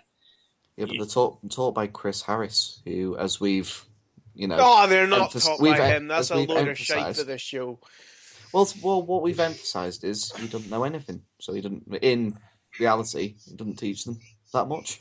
Yeah. What do you think of the Stig's been played down a lot, hasn't he? As well, as a character. Why do you think that is? Because it's Chris Harris. Do you not think it's possibly something to do with the fact that it was a Jeremy Clarkson invention? Possibly. I think they should have done away with the Stig and just brought in a professional driver. Tell everyone the name, and there you go. Yeah, why not? It would go in a way to just being less different than what it was like with the original three. Yeah. Mm-hmm. But the Stig's all over their merch, isn't it? And he makes them a lot of money, so in a weird way, they couldn't get rid of him for that reason. I know, but it just kind of pisses me off. Because honestly, talented racing drivers, and if it is a talented racing driver that is driving for them, and he's essentially getting nothing out of it. Yeah. It boosts his career nowhere. Yeah. And talented racing drivers are hard to find because racing drivers in the higher tiers are just racing drivers with money. Yeah, mostly. I mean, it explains how Rio Haryanto got a fucking race drive last season. I mean, I can give someone like Pastor Maldonado a pass because he was an absolute fucking maniac, but he did also have moments of absolute brilliance as well. When he locked into first place on a track that is extremely hard to pass. He still sat there. He managed to get in first place. End of the day, how many drivers actually have been great and never won? Martin Brundle, for example. He never won. There's a lot of great drivers that have never won. This is true. I'm trying to think of another one off the top of my head now that's retired and never won. Because there's plenty of great drivers on the grid at the minute, obviously, that have never won. So, like, for example, Sergio Perez and things like that. Just trying to think of a race driver that's retired that actually never did win a Grand Prix. I would like to say Jarno Trulli, but he actually did win one. Yep. Fuck knows. There's not that many. The great ones tend to get to the front. I don't know. But yeah, speaking of Formula One, sorry Coxie, this will be a very brief one. The F1 starts again this week, Xander. Yay! Yeah, what are you thinking of the winter testing in general? It's been interesting. It's been entertaining. Maybe not so much if you're a McLaren fan like I am. No, that's funny. That is funny. It's got to the point now where they won't be having Honda engines next season. Maybe halfway through the season. Yeah, true. Because there's a break clause, isn't there? I think performance break clause where they can go, fuck you, we're not having you anymore. They can actually leave now, but for them to have the time to change the car, it would take another 3 months or so. Yeah, they'd have to redevelop the middle of the car, wouldn't they, to incorporate the engine, so... Yeah. You're talking possibly British Grand Prix before they can even think about putting a new engine in the car. Yeah. So, yeah, that's like, the 9th round, so halfway through the season. What do you think of Force India's new livery? I like the pink. Yeah, there's Lewis, how much of a Grand Prix fan are you? Not that much. If it's on a Sunday when I'm at my nan and granddad's for Sunday lunch, obviously I'll I'll occasionally just sort of like keep track of it, but I'm not too much of an F1 fan. Yeah, that's fair enough. The couple of guys that I work with on nights are like properly into it. Like they talk about this, like in particular, they've been talking about who the replacement for Nico Rosberg would be. Oh, Valtteri Bottas. Yeah. For me, the wrong driver got the drive. The wrong driver got the drive, but it was, it was the best choice that they could make in the time. To be fair, after Pascal Wehrlein went upside down, it probably is. Honestly, I think they should have paid Jensen a lot of money and put him in the car. That would be fucking amazing, to be fair. And you'd be teaming up to a great driver lineup again as well. So yeah, I'd be all up for that, but it'd never fucking happen. Jensen Button's never getting in an F1 car again. Where's Max Verstappen at? He's at Red Bull. He's at Red Bull. Yeah, I put him as a dark horse to win the championship this year. He's overhyped. I said so. I really think he's overhyped. Do you think he's the next Dechideris? No, I don't. No, not like that. I think he's definitely, a talented driver. But he's already won more races than his dad. Speaking of which, great drivers that never won a Grand Prix. There's one for you, Jos Verstappen. Yeah, Jos the boss. Yeah. He could still do a job in a wet car. He really could. He could do a job in a LMP2. But yeah, I think the world's going too fast for Max. We'll see, because I think with it being an improved aero formula this season, I think it's going to suit him a bit more. Yeah, but have you not seen what Red Bull's done to their car? What, since testing? No, during testing. I'll be honest with you, I've not been able to keep track of it. Mercedes, anything with a Mercedes engine or a Ferrari engine have got tons of aero on it. Yeah, they've got wings coming out of wings, haven't they? Yeah, whereas Red Bull and anything with a Renault engine, to make up for the power deficit, they've skinnied everything so there's less drag on the car. Yeah, true. So they can keep up with them in the speed. Yeah. So it's not actually going to have as much aero as any of the other cars in the field. It'll be a bit of a strange one for being a Red Bull with no aero grip. But maybe they're thinking they can make up for it with a mechanical grip. Maybe, but we'll hit see. Yeah, this is true. Maybe we'll know this time next week. We'll know. Everyone's talking about Ferrari, though. But I still think Mercedes haven't shown their hand since all the money they have. Yeah, they're sandbagging, aren't they? I mean, not being funny, but if they want to pull something out their arse, they can do. They've got the money, they've got the resources there to do it, so... Well, considering they've quite blatantly said they've got engine modes higher than their customer engines. Yeah. I mean, I'm not being funny, I think that's fair game, personally. No, because if you're paying, 25 million for the engines, you should be entitled to the full potential of that engine. And it all depends on worth, though, isn't it? What they value at and what a team's willing to pay. Maybe the 25 million what they pay for is for that specification of engine. If they want to pay more, they might get the full fat one. No, they don't even offer it. That's the reason McLaren didn't stay with them. Yeah, went to Honda and now they're fucking regretting it. I know, that was so stupid, though. I mean, we'll bring Honda back into the sport. They'll be good. They've promised us this. What did they do before? They won one race. They won one race. Ever. And it was because their driver was good. It was, because their driver was good. In changeable conditions. If it was bone dry, he would never have won that race. No. And that would have been down to the car.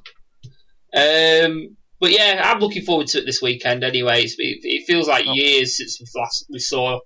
My nephew's birthday is in 3 days' time.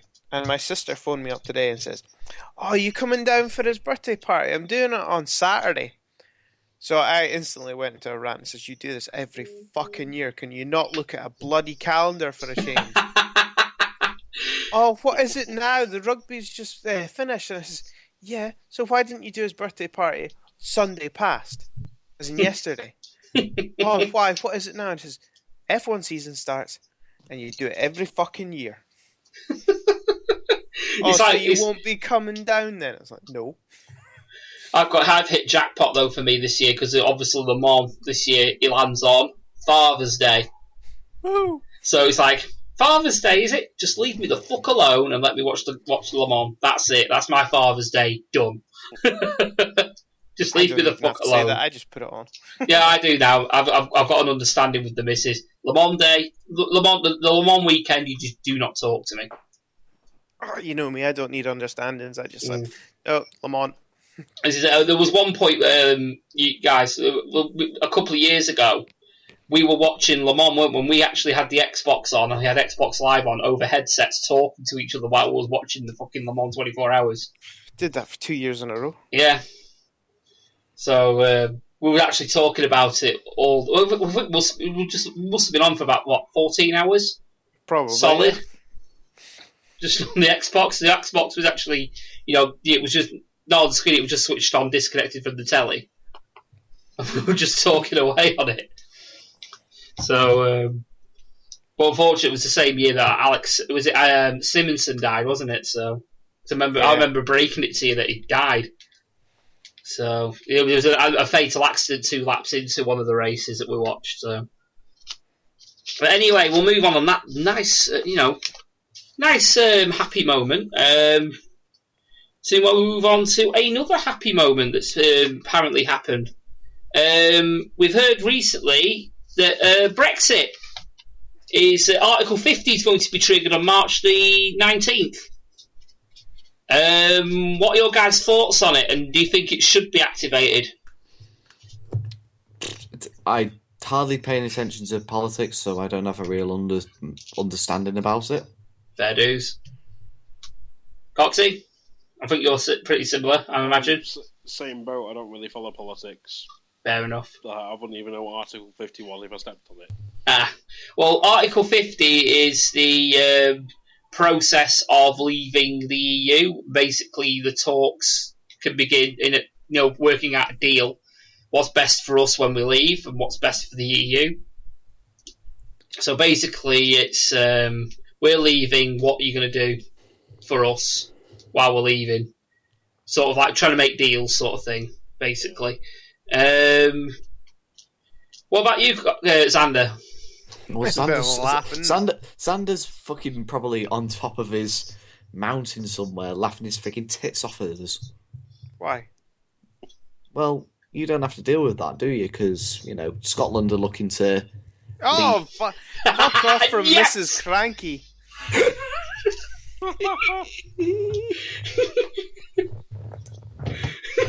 Telling you, she does not speak for Scotland. Go on, Xander, let rip. Let fucking rip. Go. Was it Scotland not wanting to go for get their independence again or something, like a re-vote or something? That's what I heard. See, this whole fucking... let's vote for independence again. You can fuck off. No, a lot of the Scottish public don't like her. When we voted SNP, it was voted for Alex Salmond, who, to be fair, he was a tosser, but, He was your she is just a complete retard. She's literally, Scottish people voted that they want to stay in the EU, so since England are wanting to leave, let's throw all our toys out the pram. Well, do you not think Scotland could survive without England and Wales and Northern Ireland? Of course we could. We've got more money than you. With all the North Sea rigs. We'd get our Sunday trading laws back as well. Or get them gone. Just think, without all the North Sea oil rigs and the wind farms in Scotland, England wouldn't manage as well.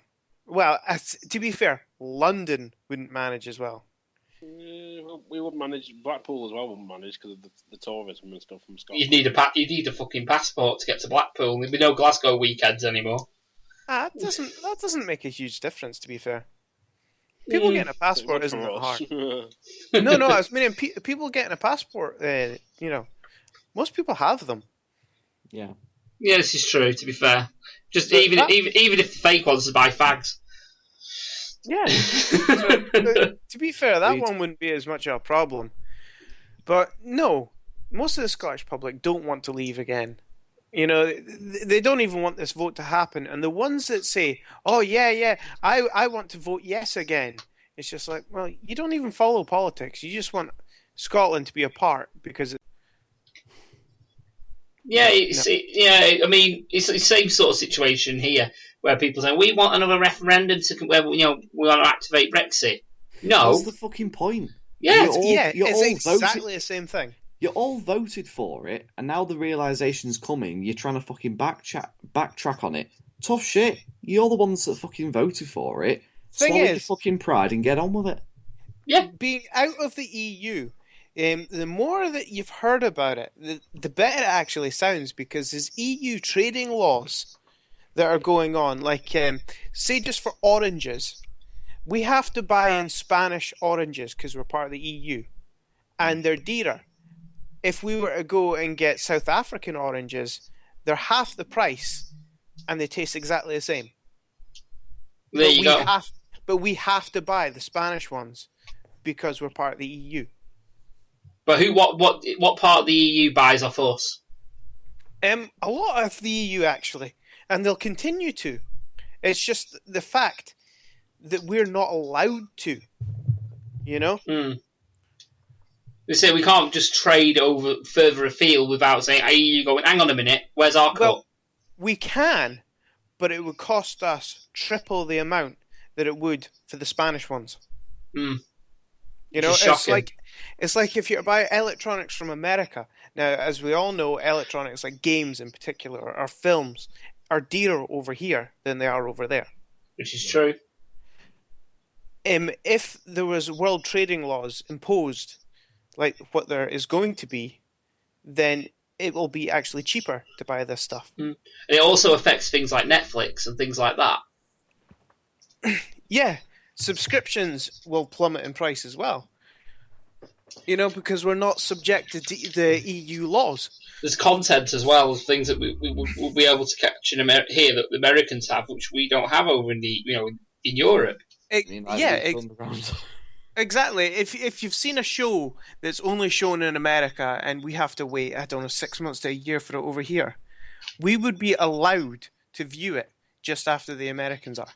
Like what happens with Game of Thrones and that. Game of Thrones, I think we get the day after, to be fair.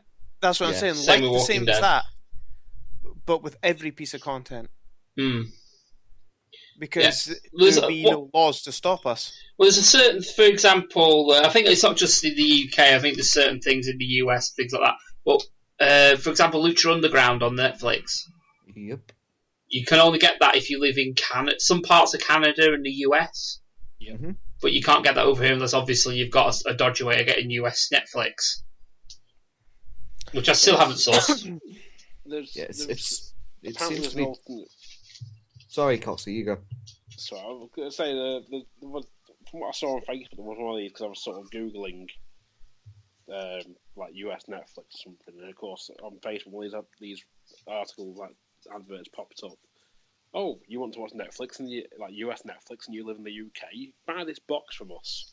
And it's basically also like a second like router you plug into your standard router, and it basically sort of like generates like an IP address. It basically says that you are in the US, and then you can watch it. You just connect your devices to it. You can watch like US Netflix and Hulu Plus, things like that. But you're having to pay like, I think 30-40 quid for the box, and then like another like 8 or 9 quid subscription per month or something for this box. It's like, it's not worth really it. Worth it. Well, you guys know that there are services like Tunnel Bear, and it's just essentially you download it and it runs in your browser, and it does exactly the same thing as what you just said, and you get so much for free on it, but if you want more, you have to pay their subscription, and I think it's only like £2 or £3 a month. I was with one like that once. It was what was it called? There was some sort of, it was like a proxy server like that, but sort of Netflix cottoned onto it, that everyone using it, and then it was like that Unblock Us, that was it. See, I thought that's something like that still existed. It still exists, but Netflix sort of got wise to people using it and then sort of put a block on it. Tunnel Bear is alright. I don't use it, but I know people that do, because I never have time to watch Netflix, and again, when I do, my internet's too damn slow anyway.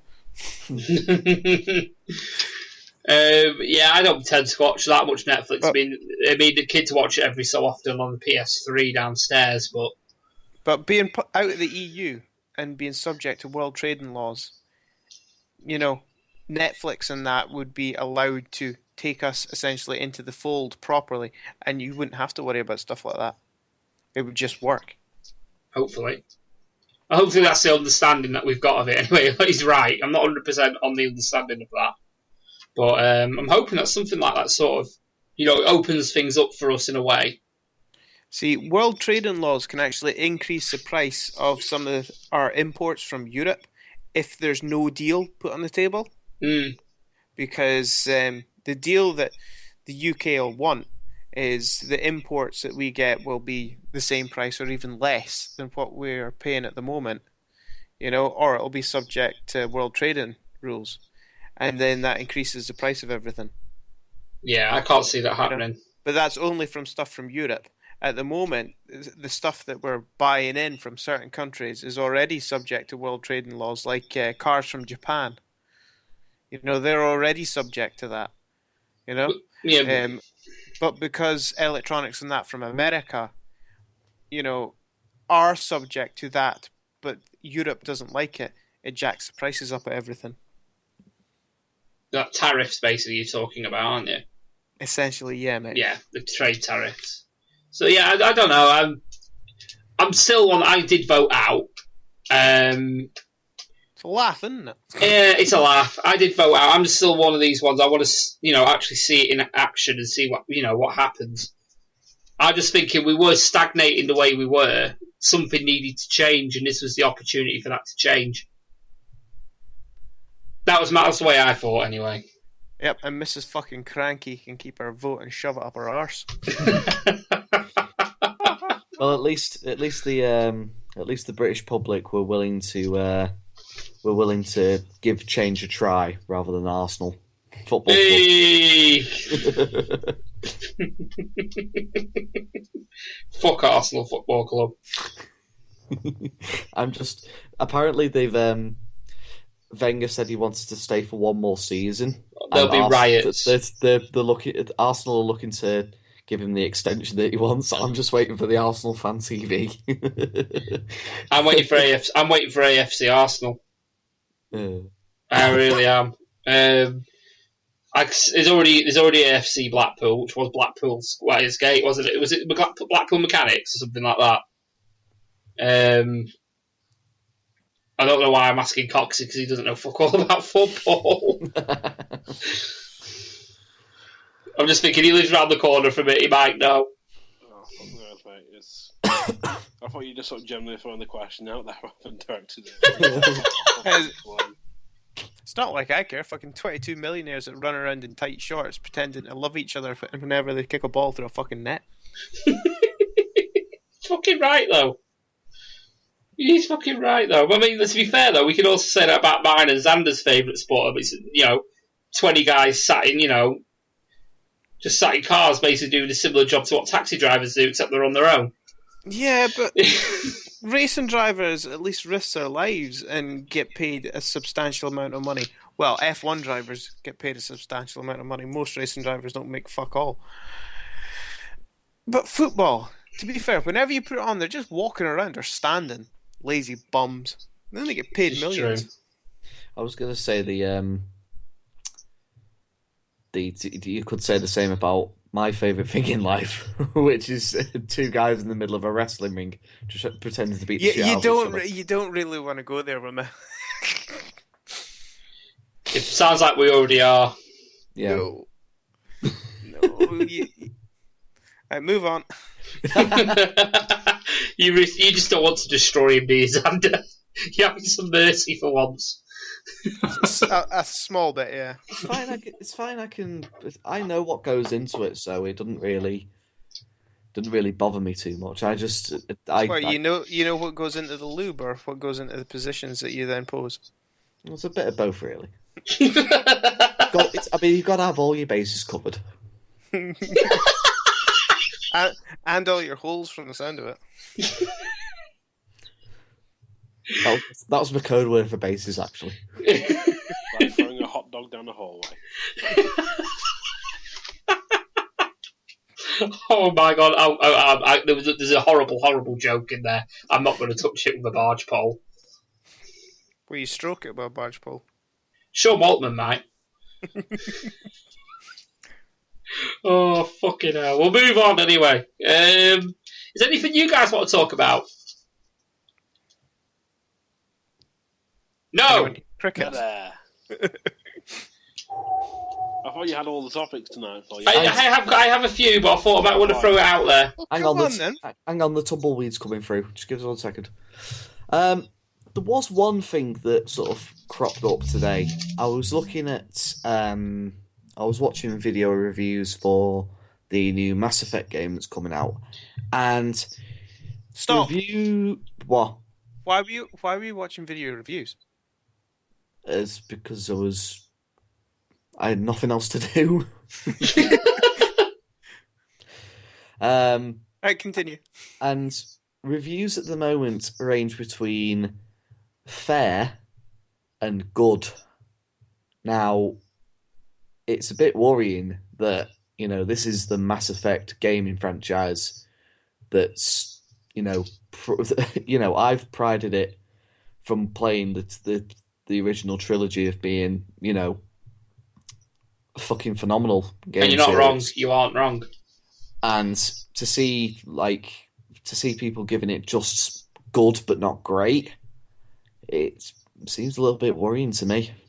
Well, I've got some nice easing advice then. Don't listen to fucking reviews.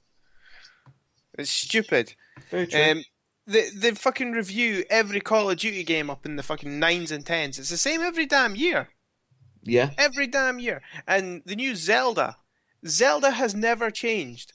It's exactly the damn same every Zelda game. Mm. Yeah. But they always score it massively high. There's no innovation in it. As for disappointing games as well, Lewis, I play every now and again. I play No Man's Sky, and I thoroughly enjoy the game, even though it got absolutely shit panned. Mm. There's some amazing games out there that have got terrible reviews. And like I say, people who have been loyal to the game now are getting royally rewarded because all the add-ons that are coming out for it now are bringing it more towards the game that they originally planned. Oh, you got a car, didn't you? You got cars, we've got bases, the graphics have been overhauled. Massive updates the past few weeks, so it's looking a lot more like it should do.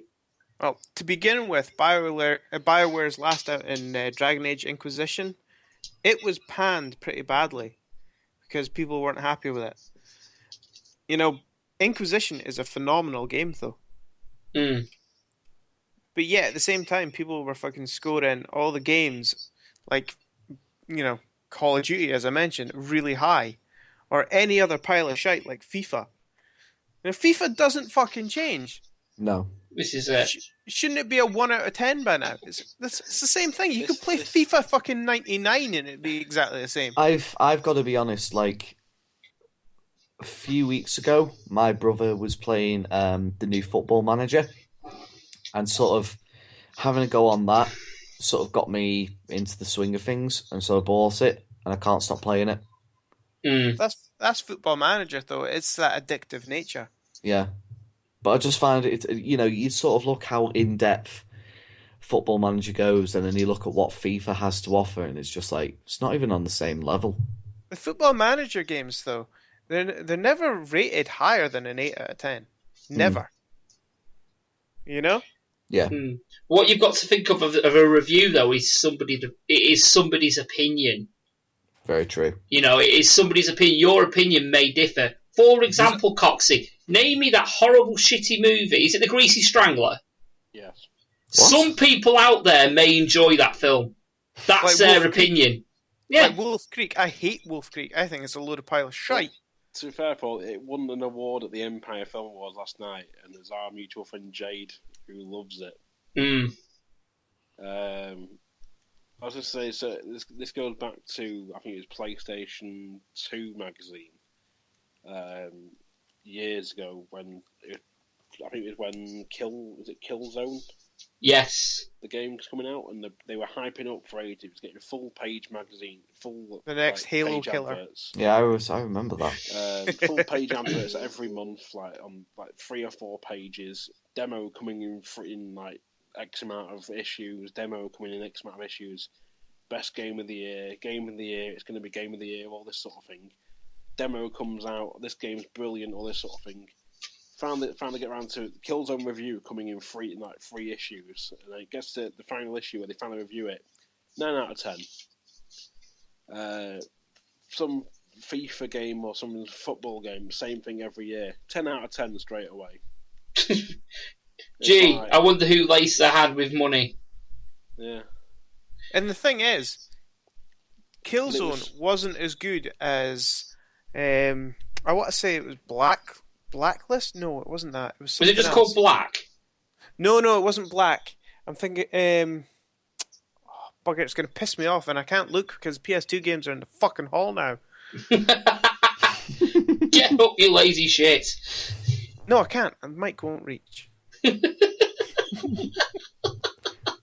Podcasting problems. We can entertain ourselves while you go have a gander. Yeah, you can. Just 1 second. I'll just, I'll have some. I'll just have some music on the go. What was I going to say just while I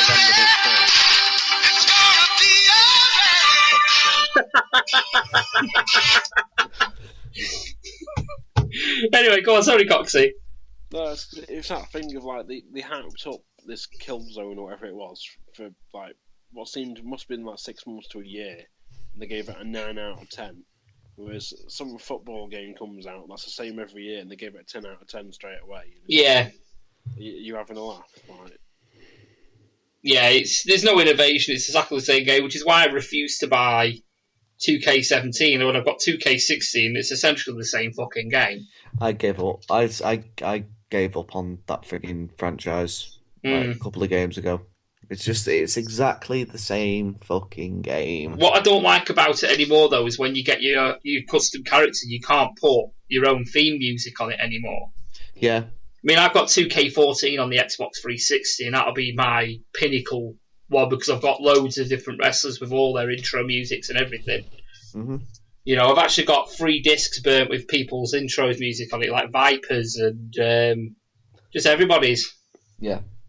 So I enjoy putting like that. But the thing is, though, nowadays you've got 12 different unique theme tunes, and they're all shit. Yeah. So, yeah, I would say if I could put my own music in, especially now I know how to edit audio, I could actually chop bits of songs out and actually have make it into a proper entrance theme if I wanted to. I was gutted on the last episode. You were talking about wrestling, your favourite wrestling themes. I was sat there at home just going, "No, I can answer this." Well, go on then. While we're waiting for the Scottish one, why don't you tell us what your favourite wrestling theme tunes are?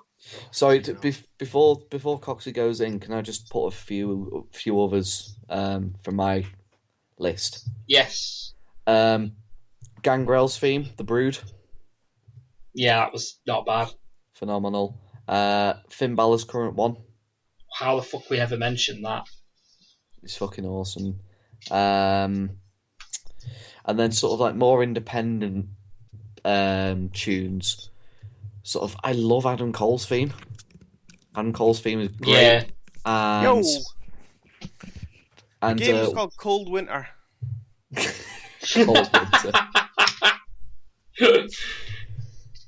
Oh dear. No, seriously, it's a great game. So much better than Killzone. And it got panned in reviews as well. There you go.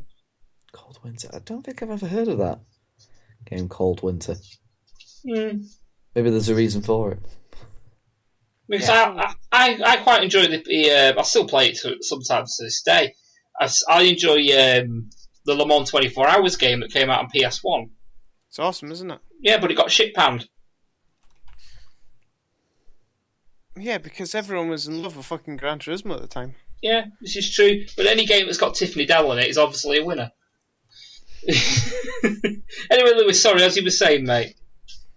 No, it's the only other one I can really think of is Chris Travis's. Yes. Yeah, 96 quite bitter beings. Mm-hmm. See, it's me and Coxie are going to see the band, so it's in May, yep. Which I need to give you the money for at some point.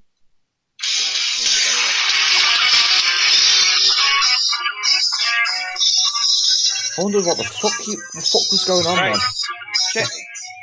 Check out the link that I've posted. It's a link to the Wikipedia for Cold Winter. And if you scroll down, you see its average review scores.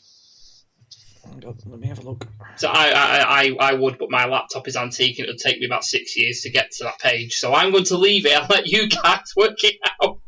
No, I put the link in the fucking Skype, mate. I've got it on the phone as well. But it's I've got my laptop in front of me, so let's have a look. The name sounds familiar. But anyway, while we're figuring that out, we'll move on. Average. I've got my themes yet. Oh yeah, sorry, go on, Coxie. Go on. What was your themes? I sat there and I came up with a few that I had in mind. One of them, first of all, was this one. Oh, when it works. Oh, wait, one sec. I'm muting the laptop. Is it the joys of recording us live? Yeah. Yes. Real rock and roller. So you got that one. There's then to go more abstract. There is something I can find the right version because it's always had me pissing myself laughing. Hopefully it's the right. Where's it gone? Oh, it is. This one. Who better than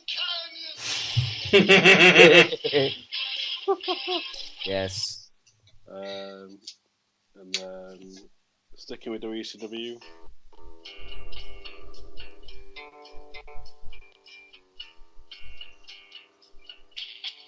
Anyone for the points?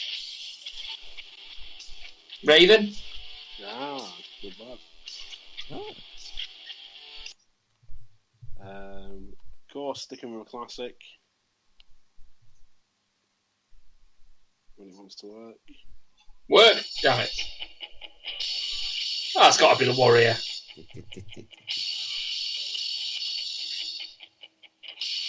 And then probably not abstract one, which... Trust me. Jake the Snake. Heel Jake the Snake. It passes reminds me because is it you, Paul, who shared that night if Game of Thrones was set in the 90s? Yes, I had a video and shared it. Yes. That was brilliant. Pissing myself. It's good, but it's not quite his original theme. I do prefer his original. Yeah.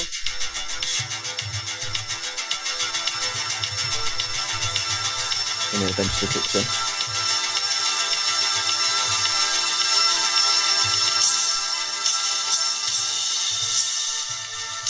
Yeah, it's the original's better. I'm trying to the theme tune for a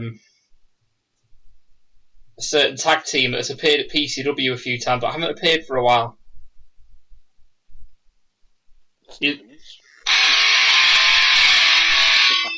Ah, yeah. I fucking love that theme tune.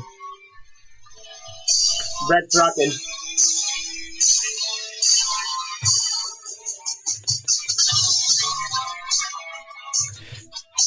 Yeah, but yeah, Foxy, your favourites? Have you met? Oh, obviously you have mentioned them now. Actually, thinking about it. But yeah, I'm just trying to think what my favourite real one is. I know I mentioned quite a few. I have a weird soft spot for Stone Cold's Invasion theme tune. You have the Disturbed one or the one after Disturbed? The one that wasn't even that, like the breaking the glass one. It was actually in the Invasion angle.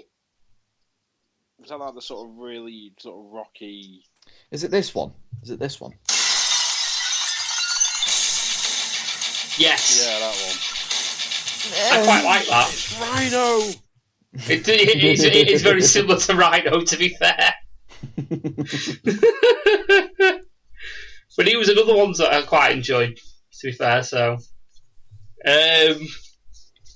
yeah. I don't think we're ever going to agree on our favourite, are we? The best one. We'll just. It's that thing of like you can go on YouTube and you can type in like best wrestling themes. There's like 10 or 20 different playlists with people saying these are the best themes, and it's like half people going through going shit, all right, shit, good, shit, all right, good, shit. Yeah, it's true though. It's true. And anyway, we'll start slowly wrapping up. I've got one more topic that I want to talk about.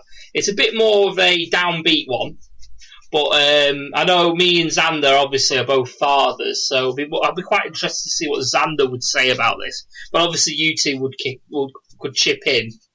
I saw a video before, and I shared it with the missus, so you know. But there was like a 5-minute sort of video of like the dangers of girl, like being groomed. On the internet, and I was just like, it was like based on a true story where a girl, like a 15-year-old girl, got like raped and murdered. Now I want to know.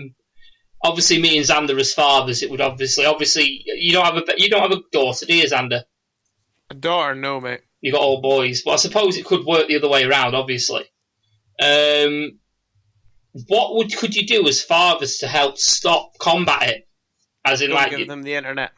Well, it's not always possible, though, is it? Of course, it is. Yeah, you just rip the cable out of the wall. And just, that's a valid point. chuck it on the fire.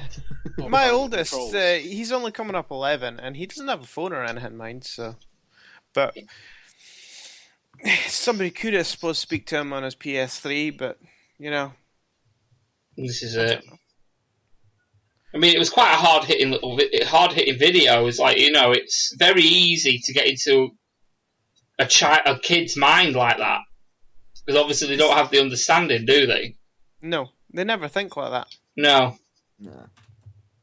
So obviously it petrifies me because obviously I've got a 11-year-old girl living with us now.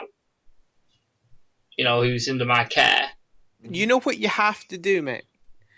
You hate to sit her down, tell her this is your worries, and if there's anything like this, if someone wants to meet up or anything, she has to show you the messages first. Yes, I mean this is what I was asking because there's things. What protocols would you put in for like people? Because obviously, eventually people are going to want to talk to them. For example, like this girl that we've got, she does have a mobile phone, but we have like a remote lock on it. So we have like an app that's on my partner's phone, and it's linked up to her phone, and at a certain point of the day, it automatically locks, so she can't use the girl can't use the phone.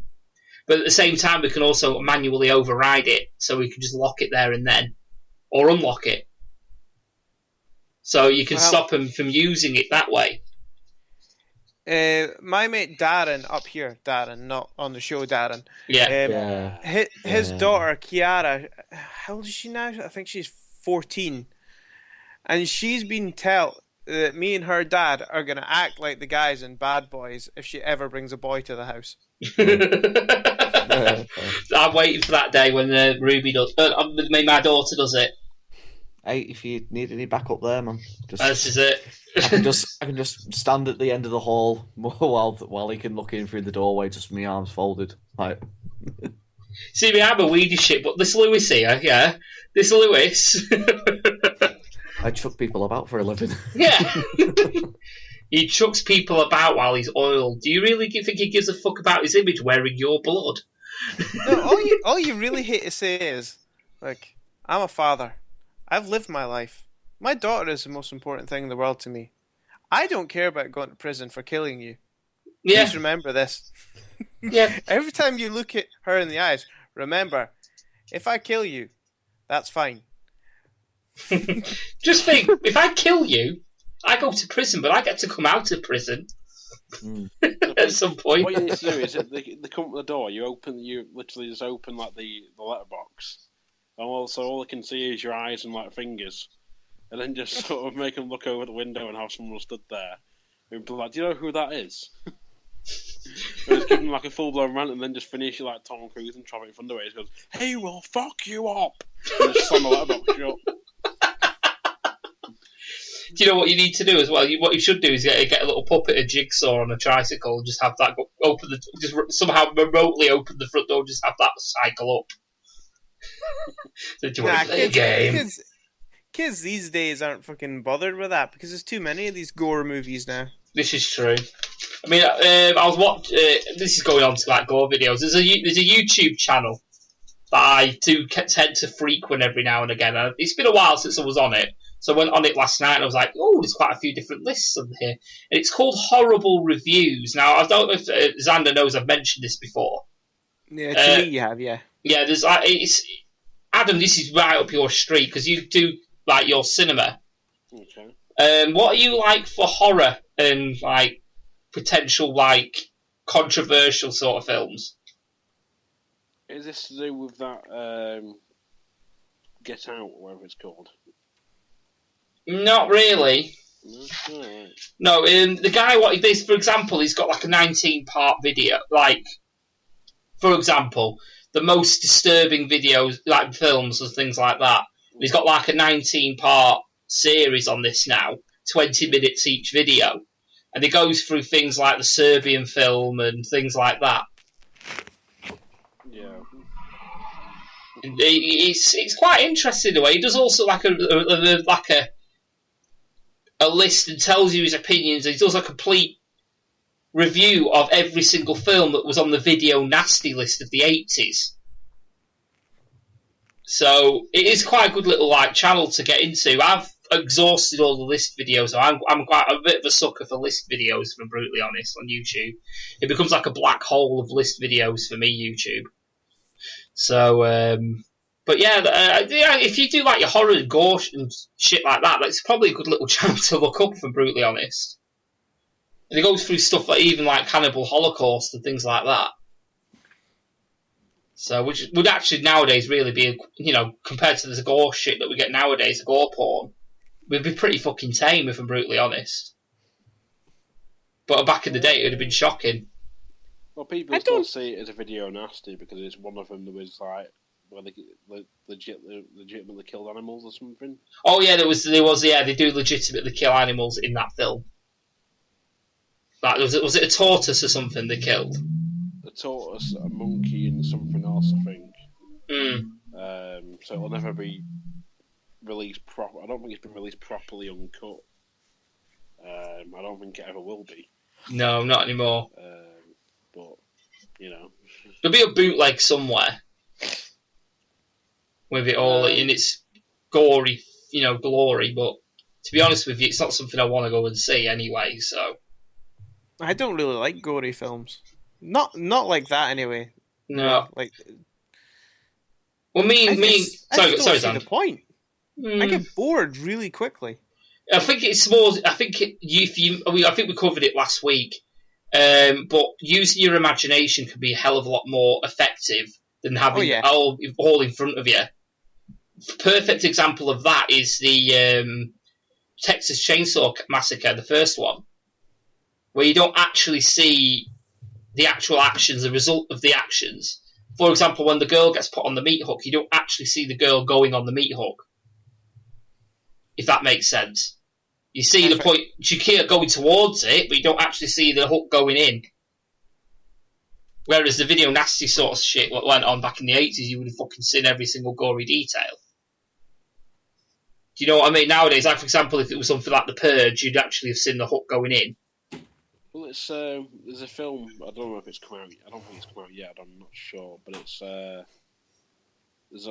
I think it's a horror or thriller or something called The Autopsy of Jane Doe, and it's got Brian Cox in it, the actor, not the physicist or whatever. That'd be fucking funny if it was a physicist. And there's a bit apparently where they're cutting through like the ribs or something, but if you don't see it, but you hear it, and it apparently sounds like really visceral and realistic. Yeah. And apparently it's made a few people feel a bit squeamish. This is it. The power of your imagination can be infinitely better than the power of your eyes. The worst one for me was the first Hostel movie when the lassie's eyes dangling out at the end of it. Oh yeah, when she's been blowtorched in the face. Bit for me. Yeah, that was nasty. What's the need? Do you know what I felt was really sad? It was the second one, the second Hostel movie. I didn't even give it a try, mate. I've got it. It's actually it's not as nowhere near as good as the first one, but if you like your horror films and sort of shit like that, it's okay. There is a third one. They're not even very good horror movies. No, they're not. The gore porn. That's what they are. The gore porn. There is a third one, but I think isn't the Coxie, but I've never seen it. Yeah, it was a straight to DVD. Where it's I think it's pretty much like released. It's sort of like set in Vegas or something, like there's people. Yes, this rings a bell. I think video the horrible reviews covered it, but that's why it ringing a bell. But if people are into that, why don't they go become nurses or something? Then they'll see what true gore is. This is true. Or even fucking become a sheep farmer, for God's sake. Oh fuck! And then they watch Black Sheep. Yeah, that'll traumatise them for life. Black Sheep's awesome. But yeah, the thing, like as I was saying on the second Hostel movie, I think the saddest part for me was when that nerd girl, the geeky girl, gets killed. Do you know what I mean? It just seemed sad. Just felt proper sorry for her. Whereas you got some of the ones in Hostel 1, you just think, you kind of deserved it. In a weird way. Yeah. I'm just looking outside the window. I think it's actually snowing in Blackpool, which is a shock. Or is it hail? Probably hail. You lot were on about your favourite entrance music. And I was looking for Diamond Dallas Page's one. But in the meantime, I found Goldberg versus Brock Lesnar from 2016. Oh, God. Oh, God. Diamond Dallas Page's entrance would have been longer than that match. So, yeah, probably saved yourself a bit of time. Speaking of... I've always liked Goldberg, so... Oh, you won't now. I still like that. I still like what they did. Why do you not like Goldberg? Yeah, that was epic music, mate. High five. The knockoff version of Smells Like Teen Spirit. Yeah. It was epic. I remember in WCW when they had this cage match, but it was cages on top of cages. Oh, was it? Awesome. What was that? Was that War? It wasn't War Games. That was it. What was it fucking called? It was literally just called like the Triple Cage or something. Oh, was it? There was the one when they did it back in '96. It was like the Doomsday Cage. Oh, it was the Doomsday Cage. It was back then, mate, because it was on TNT. When they did it in 2000 or '99, whatever it was just called the Triple Cage. It was Russo's Revenge. Fucking hell! Because Russo making money means Vince Russo's got to be the star of the show. Oh God! Speaking of making people stars of the show, we're going to wrap up the show by making Lewis Ogden the star of the last few minutes. Let him try his remaining drink that he has. Yeah, I'm going to try my orange and mango soda. I'm not going to beat about the bush because the ingredients are probably the same.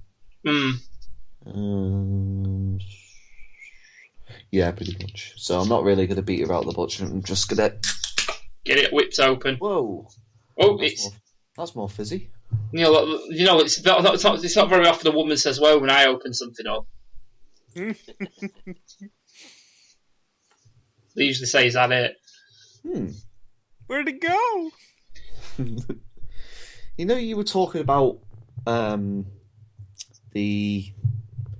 it the original malt last week looking a lot like a Coors Light?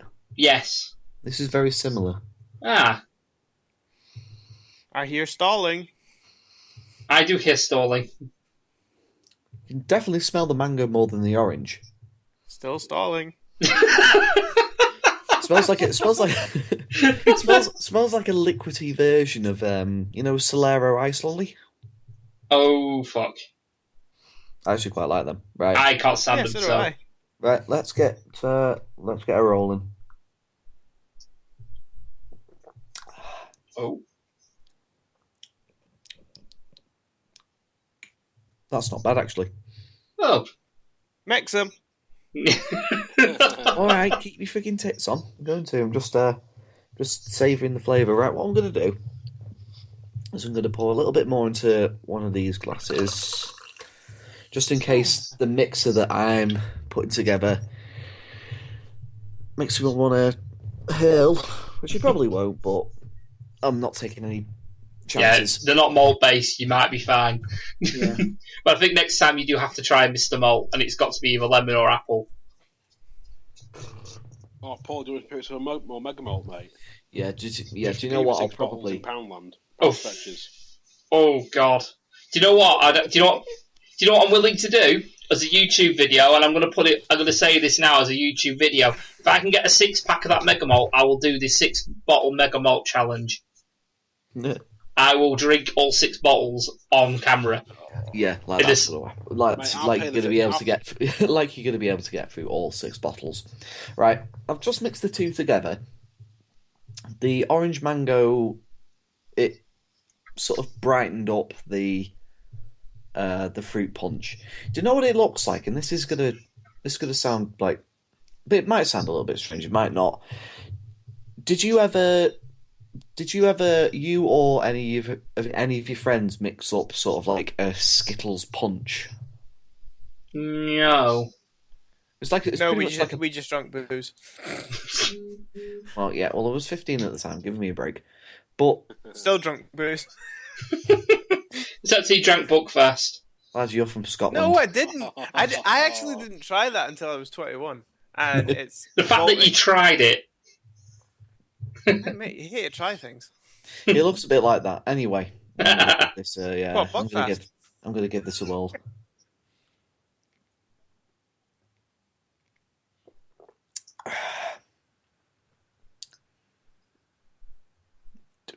Do you want to know the really weird thing about it? Go on. It tastes a lot better than the fruit punch just on its own. You could add some seasoning, some salt and pepper. Yeah, I'm not going that bad. Fucking hell. But yeah, that is actually, it's more pleasant than the fruit punch just being on its own. Nice. So you've actually improved it. Yeah, I have. Jesus Christ. Wow, that's a bit of a bombshell. Yeah. Yeah, I had a second tasting, and it is relatively the same. So you found a pleasant mixture, whereas my one made me want to actually, forcibly make myself sick. Well, don't worry, Paul, because next week I'm going to be trying the Mr. Malt or malt flavors, drinks of some kind. Good man. And that bombshell, I think we'll call it a night. I think. Thank you guys for coming on tonight. Well, thank you very much for having me on, as always. Yeah, always a pleasure. Yeah. Yeah, I suppose thank you as well, Xander. Yes, remember, guys, to leave us a review on whatever medium that you listen to us, so whether it's Stitcher, YouTube, iTunes, Spreaker, whatever it is. Remember, it's always the highest mark that you can give. Honestly, give us a 5-star review. It'll get the podcast more exposure. Listen to it for a start. Yeah, we need some more exposure. Don't forget, you can follow us on Facebook. Just search for us on there. You'll find us. Same on YouTube, iTunes, you'll find us on there. On Twitter, we are at UKRAD Podcast. Coxie, give yourself some plugs. Not Lost Art Podcasting. Find us on Facebook, Twitter, Lost Art Podcast, and of course find us on iTunes, Stitcher, Spreaker, and all the other podcast places. And give him a good review, because he deserves it. Ole. Yeah. Right, anyway, thank you guys for listening. We'll catch you next time on the RAD podcast. Thank you and goodbye. Bye.